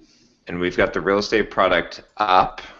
No one has bought it yet. No, Chuck, this is like the lamest. This is like the lamest product launch ever. We literally we put a $500 price tag on this thing. I wrote 100 words of copy, and we stuck it up on the site to see if anyone would buy it. That is the extent of the launch so far. We're not really intending to sell it. I've been mainly just curious whether we'd get any curiosity clicks. Yeah. Of people going over and looking at the page, and we have. So, we've been getting, I think, I'm going to say probably 20 or 30 people a day taking a look at it. So, yeah, eventually we'll get a buy. Yeah, eventually somebody will buy it. And and just to be clear, I think it's totally worth $500. I think. Yeah, I just went through it. I did my thing where I had the transcripts made of it, and I'm actually checking to see how many page views we've had so far on it. Just curious. I went through it, and I read through all the transcripts, and what I told John this morning was this is JavaScript, the good parts for real estate investing. It's like so we're going to be very careful in how we present this. This is not like we've had 15 total page views since 23rd, so like 3 days ago. So this is not like a soup to nuts kind of thing where it's going to teach you everything you need to know about real estate. This is like, this is going to help. It's basically going to be your BS detector that keeps you out of trouble. Yeah. And you get your head screwed on straight, and from somebody who has done this and has no agenda to sell you anything further beyond this product, basically. Right, so we don't have a $10,000 real estate coaching mastermind that we're trying to sell. Right. And we're never really gonna have one. There's just no. Yeah, there's no. Yeah, this is it. So, so it's really like, and the way John said is like, you're gonna spend $500 to find out if you really want to do real estate investing. Yeah. Right. So, and it's really good. Like I wasn't really sure what to expect. I was like, how much can you really cover in 2 hours? Because that's all it is. It's like, or 2.5 hours maybe. But yeah, it's like a really solid overview of like the whole process, and you can see. For me, it's really satisfying because I always want to see the big picture. I want to understand all the steps in the process before I dive into any one particular part, and it feels like something that could work, right? It's like, okay, I see how all these pieces fit together. This is not get rich quick. This is a lot of work, but it all makes a lot of sense. And yes, I can see why you can get the kind of returns that you can get because it's basically there's some sweat equity to it. Yeah. Mm-hmm. And that's what makes it believable that you can get a return of 10 or 20 or 30% and not.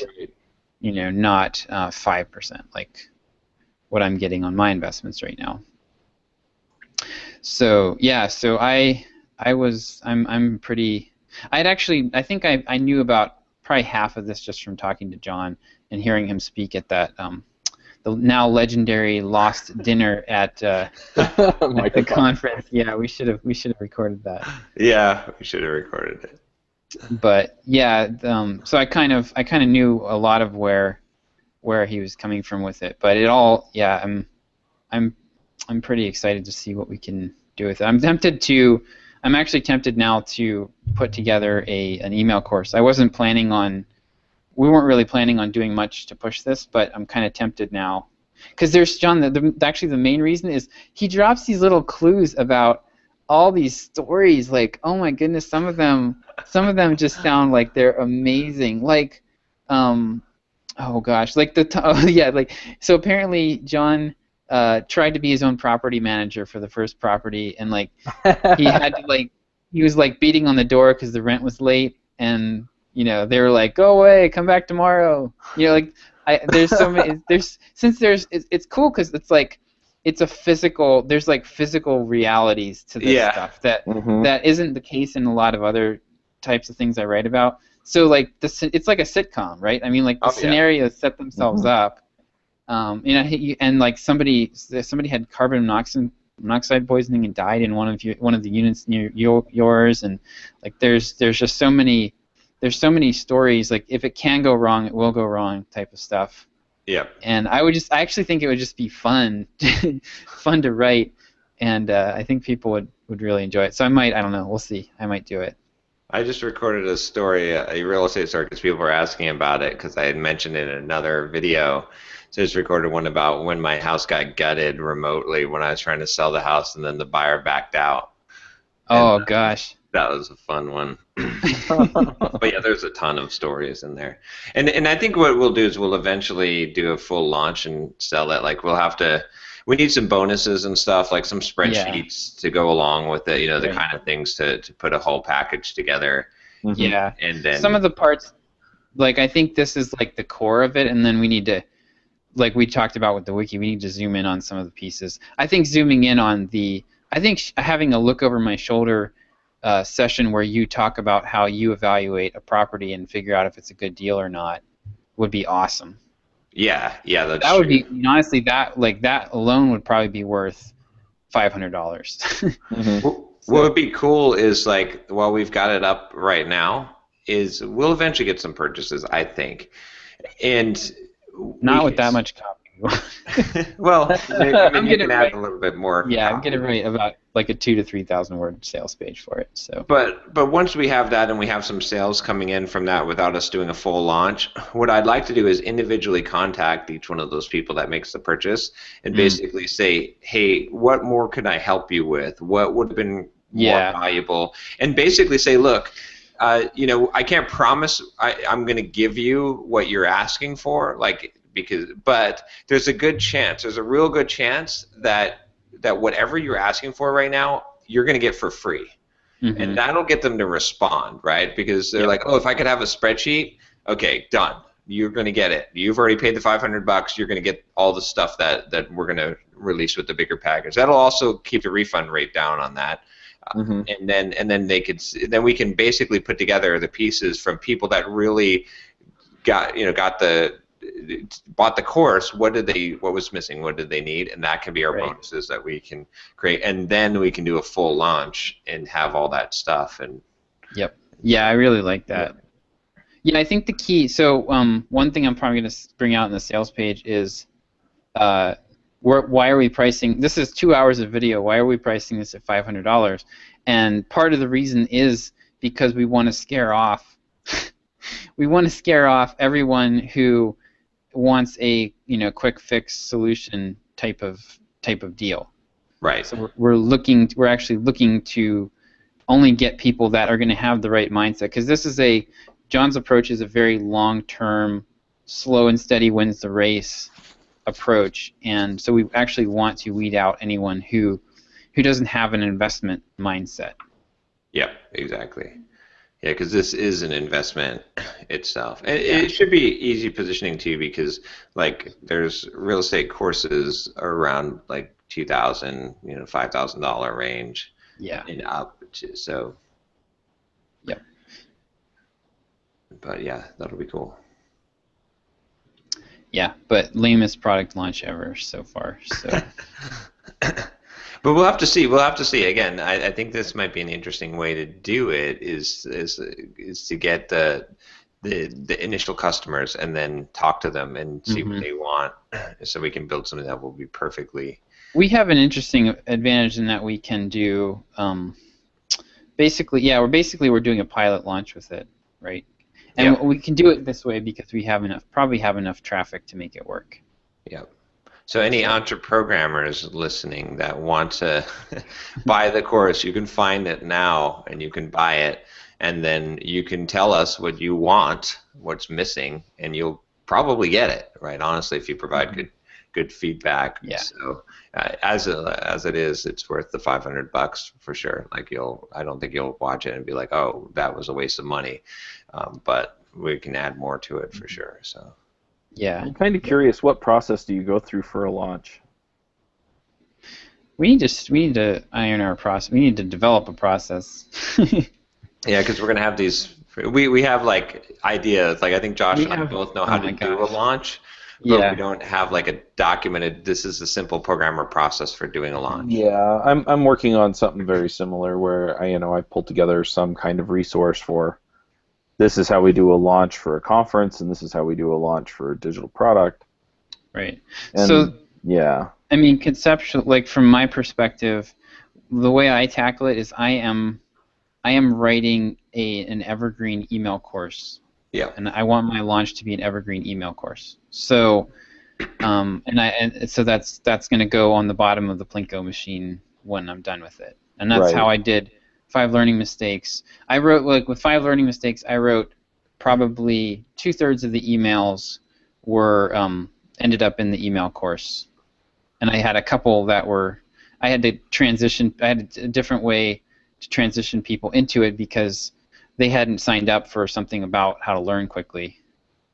So they were in a different place. But yeah, but basically all the pre-launch. So pretty much it's like, I mean, it depends on the price point. But for like a $99 to like $500 product, basically I would do 5 to 10 days worth of lead-up content, and then probably like for a $100 product, I'm going to do like a 48-hour open cart window. For a little bit more, I might stretch it out just a little bit more. But I honestly haven't seen a big benefit to leaving the cart open longer for the higher priced products. I think that like having the short, like if they know it's coming, and you build up to it and you give them all the information up front, there's no reason to stretch out a launch to a week, in my opinion. I think it's kind of crazy. I don't know. Because then what happens is if you got this big long launch window like that, then you have to do crazy things like have multiple bonuses that like expire in the middle to add urgency, versus just like having the deadline be the deadline. I mean, that's just the way that I would prefer to do it. Like, this is the offer, the deadline is the deadline, and it's you make a decision. So, but yeah, I mean, we basically need the email course, we need the sale. There's the sale emails, the middle chunk, and then the sales page. Yeah. So that's pretty much what I put together, and then do it as broadcasts the first time for sure, so you don't screw up the automation. Don't get too tricky with the automation. What do you mean by do it as broadcast the first time? Like with 5 Learning or with the 10 Steps launch, those emails went out as broadcast emails for the first time around. I didn't try to set up like any kind of automation in Drip. And you just broadcast it to your whole list? Yeah. Yep. Yep. Which is why I needed a couple of transition emails before I just dove into the.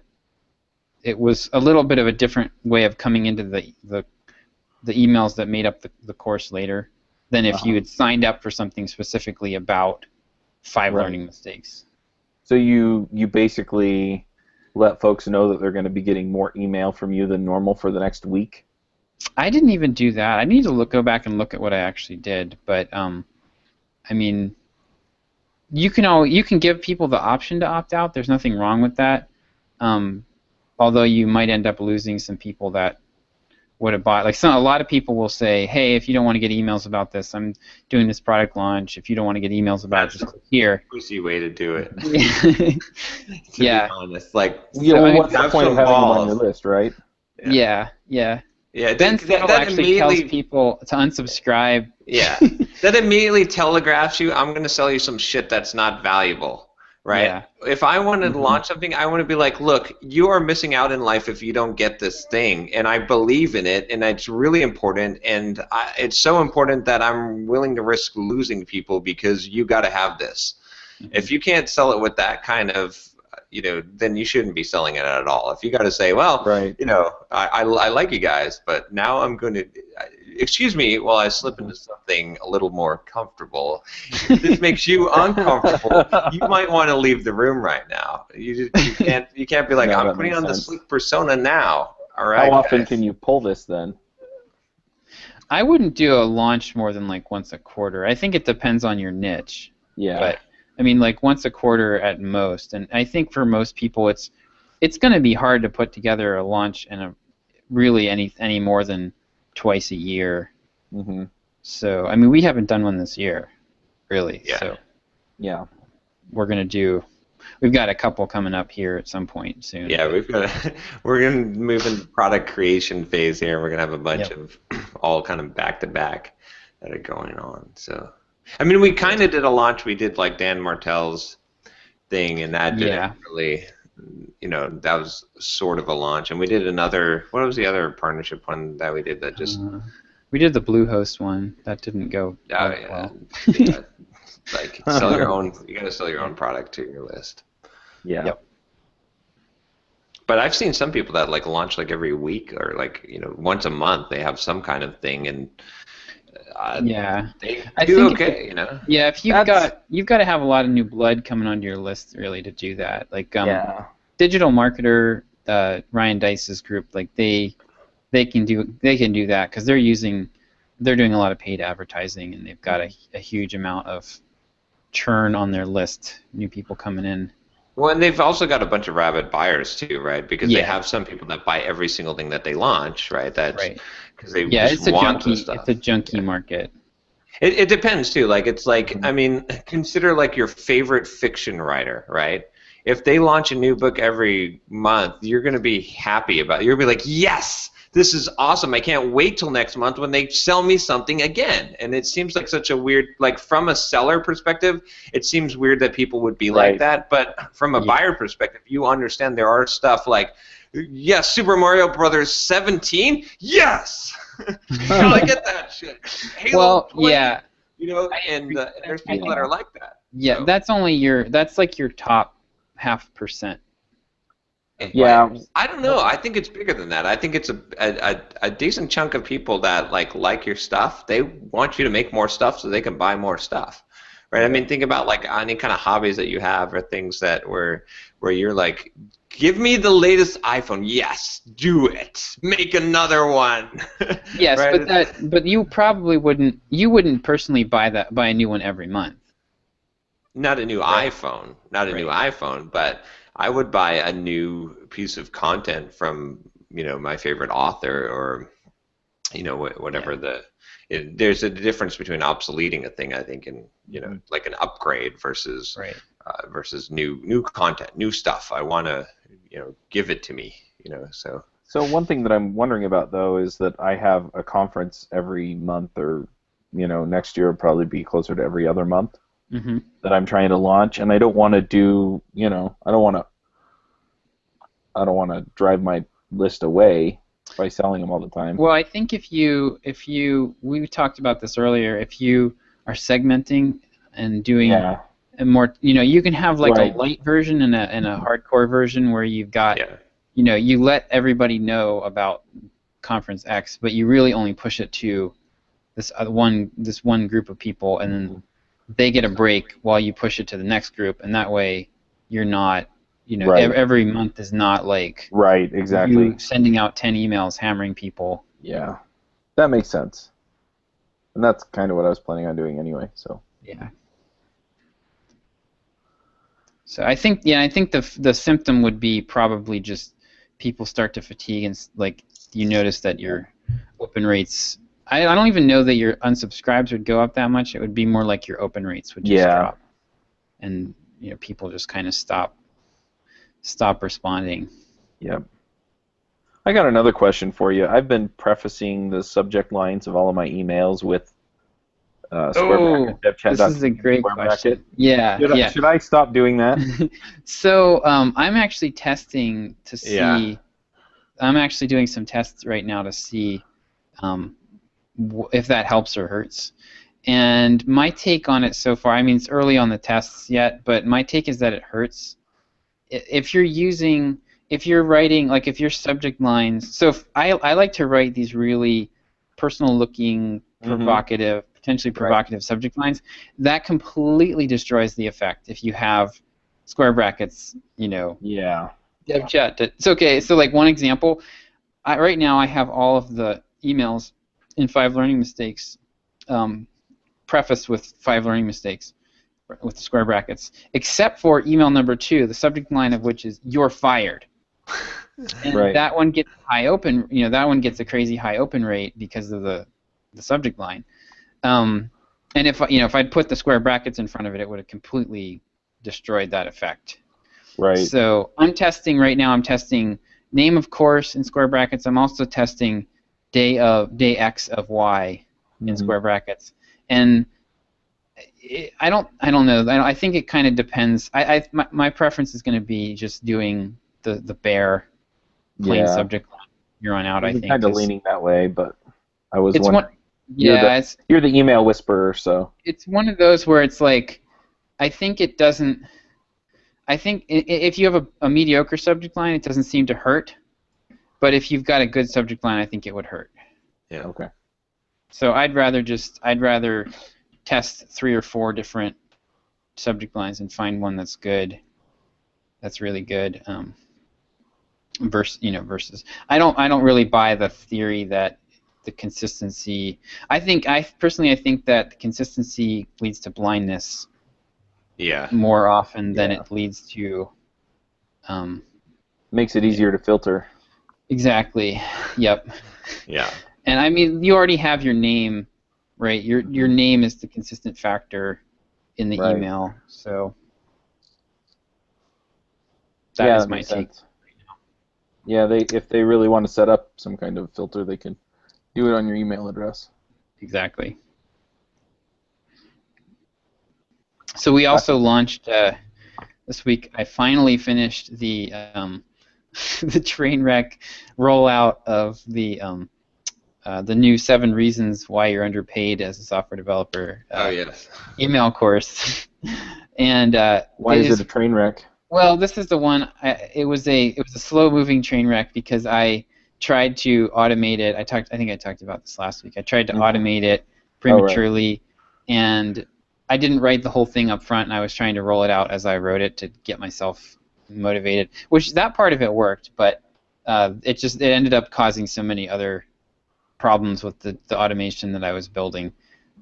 So the upshot of that is I don't really have any idea how many people have gone through it at this point, but we've made 4 sales off of it already that I can track and confirm for sure. And then there's a couple more that I think. Like we definitely saw after I started sending these emails out, we saw an uptick in sales overall for that product, and it seems like that was the only thing. If anything, August we should have seen a little bit of a drop off, but it seemed like people were like we think people were Googling around and finding discount codes because we saw some come in from the double your freelancing rate discount code and stuff. So. But yeah, it seems like it's working. So I was a little despondent about it a couple days ago because I couldn't prove that we'd gotten any sales from it at all. And then yesterday we had like 3 or 4 come in all at once. So it's working. Yep. So one other question I have for you about this, the way you do this with the broadcast. So I'm assuming you did your 7 mistakes. Or 7 reasons you're underpaid is broadcast? No, you said you automated it. Yeah. So it just yet again reinforcing what I'm saying about this. So So if you did do them as broadcasts, would you have just tagged everybody on the list at that time as having gone through the course? Yeah, probably. I'd have to think about that. It would be easy, so I would probably just tag them up front as a way to segment, and then I would just do the broadcast to that Broadcast to the segment. tag. Yeah. Yep. Yeah, I haven't done like so this was not a product launch, this was just an email course launch. And so I haven't done an email course launch that was not a product launch. But yeah, this definitely should have been broadcasts. It would have been That makes sense a lot to me. smoother. Of course, maybe not. I mean, why wouldn't you just put it into a campaign and then just subscribe everybody to the campaign? Well, there you go. I mean, that's what I did, and I was running into problems because as soon as you finish the last email in the campaign, you're done with the campaign, right? Oh, so And Drip just marks you as done. So if you had another one, well, no, but I had it in a workflow, and something happened when there was something set up to happen when they finished the campaign. Oh, right. And so my theory was I'll create draft emails that are just blank, and I'll publish them, Oh, but I remember you talking about this last set the week. time so that they won't send for 21 days, right? And then at one point I forgot to publish the email. So then as soon as people hit that draft, they went right out the bottom and got pulled out of the campaign. It was just, oh my goodness. Oh, wow. So yeah, so it was I think about almost 500 people have entered the funnel at this point, and I have no idea how many of them. So far, about 150 I think have finished the complete sale sequence. So, and we got 4 sales out of that, so that's pretty good for a $200 to $300 product. I'm happy with. If that holds up, I'm happy. Yeah, I think we're going to see good. I think it's going to work out well. I think it's good. Yeah, I think this has the potential to increase our product sales by I'm going to guess 3,000 to 6,000 a month if it works as well as it's looking like it might be working. So. And some reason too, this last couple of weeks, YouTube has been blowing up for subscriber momentum. We're at just this morning, it keeps on going up. It keeps a 28-day track of what your analytics are, and right now our 28-day net addition of subscribers is 4,200. Oh wow, that's gone. Every time we talk about this, it's gone up. Yeah, it's a month-over-month increase of 55.6%. Wow. I have a quick question about YouTube as well, because it seems like you spend a lot of time and effort on YouTube, and I'm wondering what the payoff is. Do you see that much traffic come from YouTube to your website, or? So YouTube is somewhat an unknown quantity and also a long game strategy, right? So the thing is, okay, consider this. We're growing at 4,200 subscribers a month, right? That's got to be good for something. Well, just on an advertising revenue basis, right? We currently have 36,000 subscribers, right? And we pull in about $600 a month in advertising revenue, right? Which, if we get enough Patreon, of course, we'd get rid of the advertising. But if you think about that, right, what is 4,000 subscribers a month worth? Well, and we could do the simple math there, and we could say. Depends on what you do with them. Well, no, I mean just from advertising, $600 divided by 36,000. Each subscriber's worth 1.6 cents. So what is 4,000 of them worth? Well, it's $66 a month added. Every month we're growing in total revenue by $66 a month, and that's also an accelerating growth as well, right? Because then we might start adding 5,000 subscribers a month, right? So if you think about it just from that perspective, that's a pretty damn good investment, right? If you can have something that makes every month it makes $66 more a month, and that increases.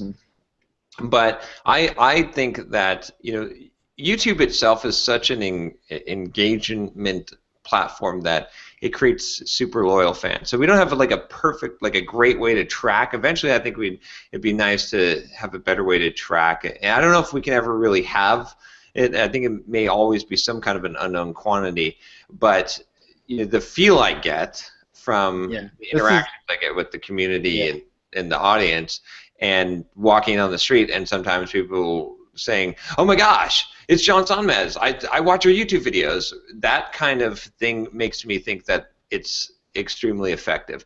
And if you just look at the viewership numbers, right? It's like, okay, on YouTube in the last 28 days, we got 278,000 views. Right. On the blog, we didn't get that much. We got close to half that much, I would say, probably half. So it just is like, it's almost like, prove to me this is working, but I can't, but I can okay, I was it's just really a stretch to say the... it's not working. Like, you know what I'm saying? Like, this is actually funny because this highlights the difference between how John and I approach this, right? Exactly. So John, like we both took the marketing DNA, all right, the Perry Marshall marketing DNA test. My biggest like is analytics. Okay, my two biggest likes are recorded, which means I like to have everything pretty well planned out, and which is why email courses and copywriting are great because you can really focus and polish it. And then, so it's recorded and analytics are my two highest. John's these two highest dislikes are recorded and analytics. It's hysterical. And so, so John's got these amazing instincts that I've learned to trust. Mm-hmm. But like the lack of data drives me crazy. I was just curious, like. So I'm asking the same question that you are, Chuck, but I'm also like, John's got really good instincts, so I go along for the ride. Yeah. And to me also, like, just from a monetary standpoint, YouTube is kind of a mission too, right? It's like, this is where I feel like I'm able to really help people. Right. Well, and it plays to your strengths because you're on that test. John was like super huge on live. Yeah. And so the YouTube is like the best platform. YouTube is like the best way to do that in mass. Mm-hmm. So it plays to his strengths, and then I can take care of the other stuff on the writing side. Yeah. Cool. Yeah, it'd be real interesting though if we could connect some metrics, if we could see like how many YouTube subscribers are. Yeah. My biggest concern with it is that YouTube is pretty notorious for being a very passive platform, because when you're watching video, you are in. So like it's going to be hard. I think it will be hard to ever get them to do an awful lot, like on YouTube, straight from YouTube, which is why it's kind of hard. I've heard from people that it's difficult to get people to even subscribe to your channel from a YouTube video, relatively speaking. But I think it's like a great platform where people can meet John and really develop that personal bond. Mm-hmm. And eventually, it's like a good place to nurture people and bring them into the funnel. Yeah, exactly. Yeah. So, we'll see what happens. And the other thing that I gauge too with YouTube is it's growing like crazy. Like it's just like anything that's growing like crazy. It's going to have an impact. Like it's going to be a good thing to continue to. If it stopped growing, if it stalled out, and it was like, all right, we're actually losing subscribers, or we're. And the funny thing about it is we are losing subscribers, because the thing is, like, we netted 4,200 subscribers in the last 28 days, but we actually got 5,085. We lost 851. Right. Which. When I see that stat, I'm like, that's exactly the stat I want. Like, if I'm gonna measure a stat, because I want to like have a bunch of people that left, but a bunch of people that subscribed, because I know that those people that stayed, those are hardcore. You know what I mean? It's like I'm definitely polarizing. So I don't know. We'll see what happens. All I know is that if you have 1 million subscribers on YouTube, you're gonna be making a shitload of cash. Yep. Right. I mean, that's just just true. So like we're on target to. Let's see if the trajectory takes us there. Well, you could do a lot with 1 million subscribers on YouTube. Is guess what I'm saying? It's like, All right. Yeah. I feel like you should turn your head slightly to the side, Chuck, and say, I am. I am trying to figure out how to do a webinar. Oh yeah, there is so much I'm thinking about. You guys always make me think. No, because Trying to your figure chair. out how to do. Anyway. You got kind of the Stephen Hawking's with you sitting down in the chair. Yeah, I'm slouching. There we go. No, because you have the back on the. Oh yeah. Well, that joke took a lot of explaining. That was a fail. Nothing makes a joke better than explaining it and re-explaining it. Yeah, that's right. Okay. Well, I need to do the open up my command line and type say, and then have it play it. Then I sound like Stephen Hawking. Oh, one other thing. This was a good podcast. I recorded 2 podcasts, and today, after this call, I'm doing .NET Rocks. So, awesome. Sweet. And I will be pushing people towards the book launch page. Yay. So we should get a lot of book subscribers, hopefully. I need to talk to Carl and oh crap, I blinked on his name. Oh, Richard. shit. Oh, sorry. Go ahead. I need to see if I can get on there. Richard, Carl, and Richard, yes. Josh, What? why didn't I think of this? It just occurred to me. I need to do a YouTube video that the whole YouTube video is just talking about the free friggin' book that we're releasing. Oh, yeah. Right, on the blog that's totally free that you can get every single week just by signing up. The entire video needs to be that. And that, because we're just talking about how do you move YouTube subscribers, that is going to get, I bet you if I do that video, we'll get 400 new subscribers on our email list. I bet. Yeah, you know what else we should do is have Rodrigo go back, and that should probably be the call to action on, like, we should have that link at the top of most of the descriptions of the videos. Oh, you think so? That would be Yes. our top one? Yes. Free book? Yeah, Yep. that's a. Let me see. Great. I mean, unless there's like an obvious, it's like that's the catch-all. If there's not a generic, or if there's not a tie-in to like 5 learning mistakes or how to market yourself, then okay. that should be like our catch-all. Well, subscribe is the number one, and then. Well, I mean like at the top. I mean like in the description. Yeah, I think we put subscribe in the description first, but. Okay. Which I like doing because subscribe says I get another chance to talk to you again. True. But after that, I agree. That would be the top next one. Cool. But I should definitely do a video and talk about the book. Sure. Like, I think it's time. So now I actually have to write this book. But I'm halfway through. So. Cool. Very cool. Oh, I have one more thing I wanted to bring up. Have any of you used Medium? Yes, I've used it. It's interesting. It basically, for you, I don't know. I don't think it's really worth screwing around with, honestly. I'm very tempted to pull the plug on it. It's like the whole draw. I'm actually looking at my stats right now because I haven't looked at it in a while. It's actually, my stats are actually up a little bit more recently. But basically, the whole draw of Medium is like, oh, we have this, we reward good writing, and we have this algorithm, and if you write stuff that's really good and you publish it on Medium, and people read the whole thing because they track like actual reads, not page views. If they read the whole thing and they recommend it, then we'll send your post viral, right? That's kind of the idea.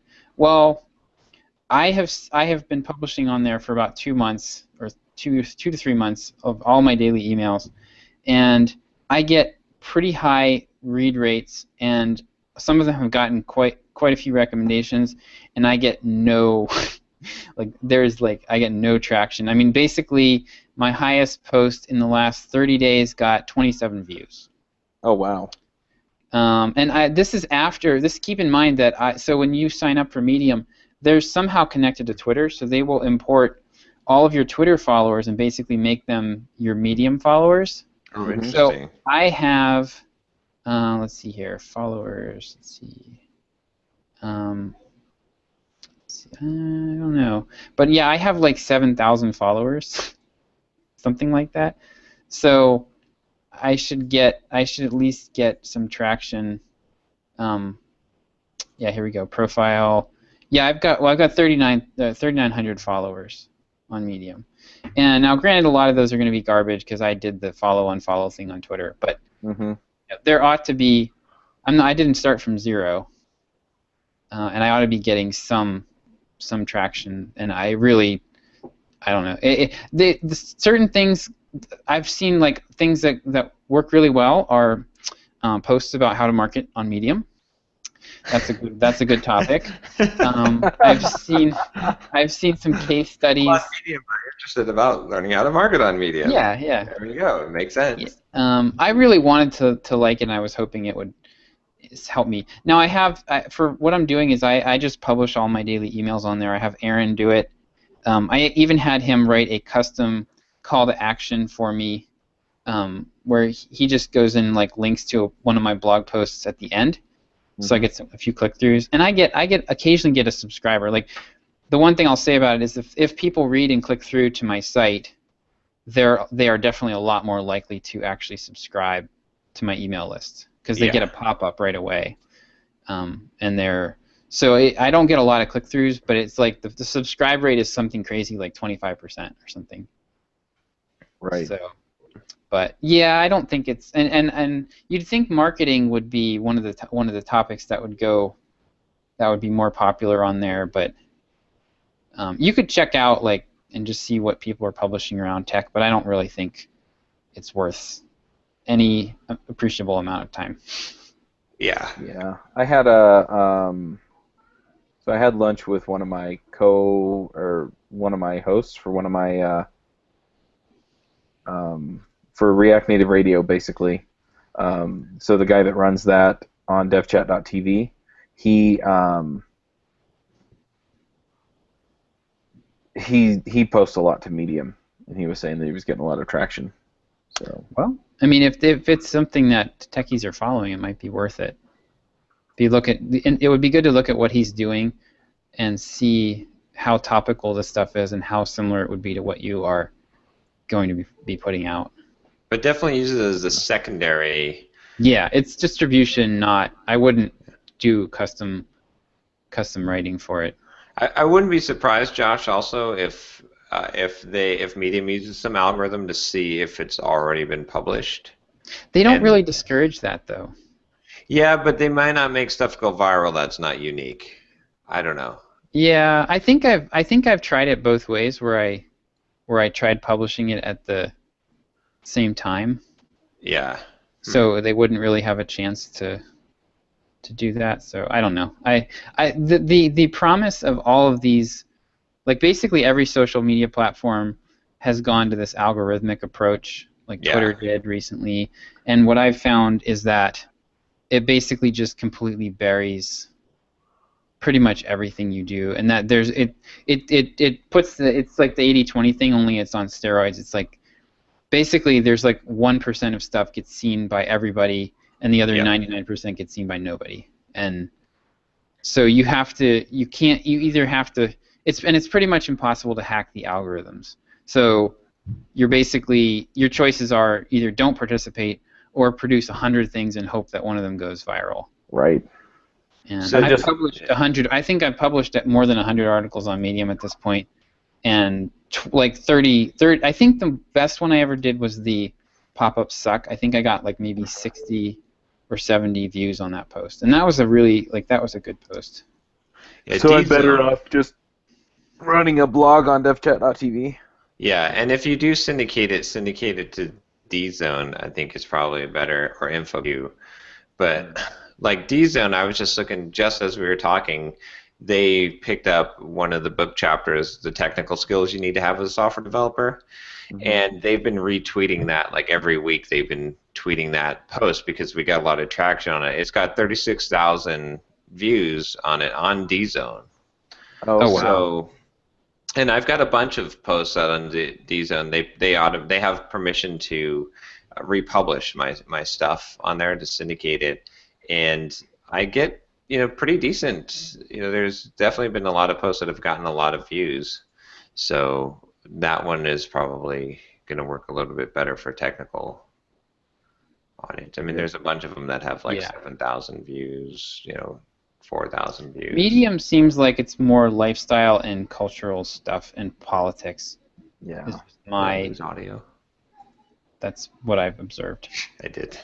Yeah, man. It seems like, it seemed like he was saying he was getting way more traction on Medium than he was on his personal blog, but that's relative. Then again, that's very relative. Medium probably gets a whole lot more traffic, whereas, I get hundreds of thousands of page views every month off of Chat.tv, so. There we go. Yep. Yeah, if you've... Oh my gosh, my kid. Jonah, my middle child, he comes to the top of the stairs and he just starts saying, "Daddy! Daddy!" I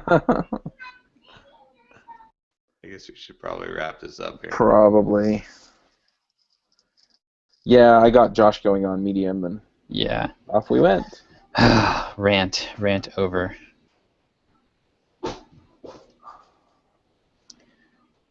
Thoughts, I guess. Mine, I think I'll go first. I'm reading that 10x Rule book, which by and large I like. There's some things about it that I don't completely agree with, but it's like really thought-provoking. And one of the quotes, my favorite quotes so far was, most people, it's paraphrased, but most people only work hard enough to make it feel like work, and not hard enough to like actually enjoy the kind of success that they would like to have. Oh, that's interesting. I thought that was really convicting. Yeah. So, good stuff. There's that threshold factor, like we talked about before. It's just like, it's so much effort just to lose any weight. And once you've put in that effort, you might as well go balls to the wall, because every ounce of effort you put in past that initial effort, that's the hardest part, doesn't have that same overhead. So it's with so many things, it's like it takes so much effort just to like start a blog and write a blog post. You might as well write a whole bunch of blog posts, because you know what I mean, it's like all of these things. And I think that's that quote exactly puts that. It's like it's like, if you're going to be average, be freaking outstanding, because otherwise, or just be total dog crap. Like, the effort that it takes to become average is, you've already done the hard part. Now you just go the rest of the way. Yep. So my thought is, so Tuesday, I just wasn't. I was completely burned out, so I took the day off. And Tuesday's the day I record all my shows. So I actually told everybody that I wasn't going to show up, and then I didn't show up. And sometimes you just need the time off. And even though it's kind of the thing that you do that's the mission critical part of your business, if you let it slide a week every so often, I think everything kind of stays okay. And that's kind of one thing that I picked up this week, was that there's no need to panic. It's just, the world did not end. Yeah. So if you need to, take some time. I've got a similar one, kind of a bridge between the two, actually. So about this week, about on Tuesday too, I was like, screw this, I'm done with the world, I'm done with this, I don't want to run anymore, I don't want to do simple program anymore, I don't even want to record a YouTube video, Had you eaten, John? Had you eaten? We all know the answer to that. I don't know. I mean, I've been wavering on this, right? I've been like, in the last couple of weeks or so, I've been like, just not feeling it, just like feeling overwhelmed and under motivated. Mm-hmm. And Tuesday was sort of a culmination of it for me as well. And I basically just was like, had to mentally tell myself, like, okay, yes, this is repeatedly going to happen, obviously, right? And, energy levels are going to dip and wane and stuff, and you're just going to have to push through it, because, like, the thing is, like, what I had to remind myself, and I'm continually going to have to remind myself, there is no cure for this disease, is that, one, there is no cure for this disease, and two, that, like, all of the things that set me apart, like all the inflection points where I had super success in my life were exactly these, where I pushed through anyway, where the average person would have said, screw it, I'm done. I'm not doing this anymore. I don't even like this. And I pushed through. I mean, I did that with Pluralsight. I did that with real estate investing. I did that with Simple Programmer initially, with the blog, right? A whole bunch of things like that, with writing my book. All of these things, like, I had gotten to this point, and I pushed on without motivation, without even wanting the goal anymore. Because what sucks is when you don't want the goal, when you're like, I don't even care. But what I reminded myself was, look, okay, there was an intelligent version of you that made these decisions, right? You need to trust this dude. Right now, you're in a bad mental state. Right now, if you're feeling bad, if you're feeling depressed, if you're feeling unmotivated, you're in a bad mental state, right? So even though you feel all these things, even though you think all these things, the person that is having this dialogue right now is a jackass. They don't know what they're talking about. But there was an intelligent version of you that set these goals. Those goals were important to this person. The execution of them, and they were motivated. These things, they planned this out. So just friggin' do it, and don't ask why, right? And so that was the talk that I had with myself. It was like, and then the other piece of it was like, okay, like, you're not going to be performing 100%, but mitigate the damage, right? It's like, do not let the friggin' track, the car fly off of the track. Figure out what are the critical things. What elements are you going to do that you would regret if you dropped the ball on? Pick those things out. If you need to take a break, this is where I'm bridging into what you said, Chuck, because I totally agree. Is if you need to take a break, if you need to say, okay, yeah, today you're not going to write a chapter, or you're not going to do your 2 Pomodoro of writing. Fine, that's fine. But, like, you're going to run. You're going to hit the gym. You're not going to eat, a bunch of junk. You're going to, like, get your email done and do the stuff that needs to be done, and get all that stuff, and keep recording YouTube videos. Like, those things, you're going to keep doing those things, and not just slam the whole car into the wall and say it's done, right? Because you're going to regret that later on. So that's kind of where that's a really long thought for the day, but it essentially boils down to, there was an intelligent person who made the goals that you have. Whether you agree with them or not right now, if you're in a bad state, just do what you decided when you were in a good state. That's a good rule of thumb, and just bear through. And the other piece of it too was, like, in 2 weeks you are going to feel different, right? And if you don't, then reevaluate the situation. But anyone can hang on for 2 weeks, so hang on for 2 weeks.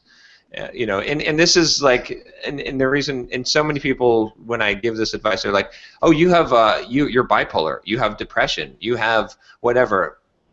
No, this is the human condition. Every single person that I've ever met, every entrepreneur, every great person that's ever achieved something goes through this shit. They slog through shit, and they don't feel motivated, and it just happens. And you have to, and you're never going to have a cure for it. You're just going to have to deal with it and get better at dealing with it. And I think that, I mean, correct me if I'm wrong, but I think we've all gone through this, and we repeatedly go through these cycles, and it's just, you just have to recognize that you will face this, especially as an entrepreneur. Yep. I have a bad case of normal. That's what you're telling me. So, but I do agree with you, Chuck, that it's like, sometimes you just got to be like, But you didn't you didn't crash the car into the wall. You didn't say, No. screw this shit, I'm done. I'm canceling all the shows forever. Right. Right? I'm done. You just said, hey, well, I'm purposely letting the ball drop today so that I could recover and feel a little bit better, and then next week I'm back on the ball, So. Yep. All right. Hopefully we'll have Derek next week. All right, guys. We'll Alrighty. talk to you next week. Yeah. Bye. Take care.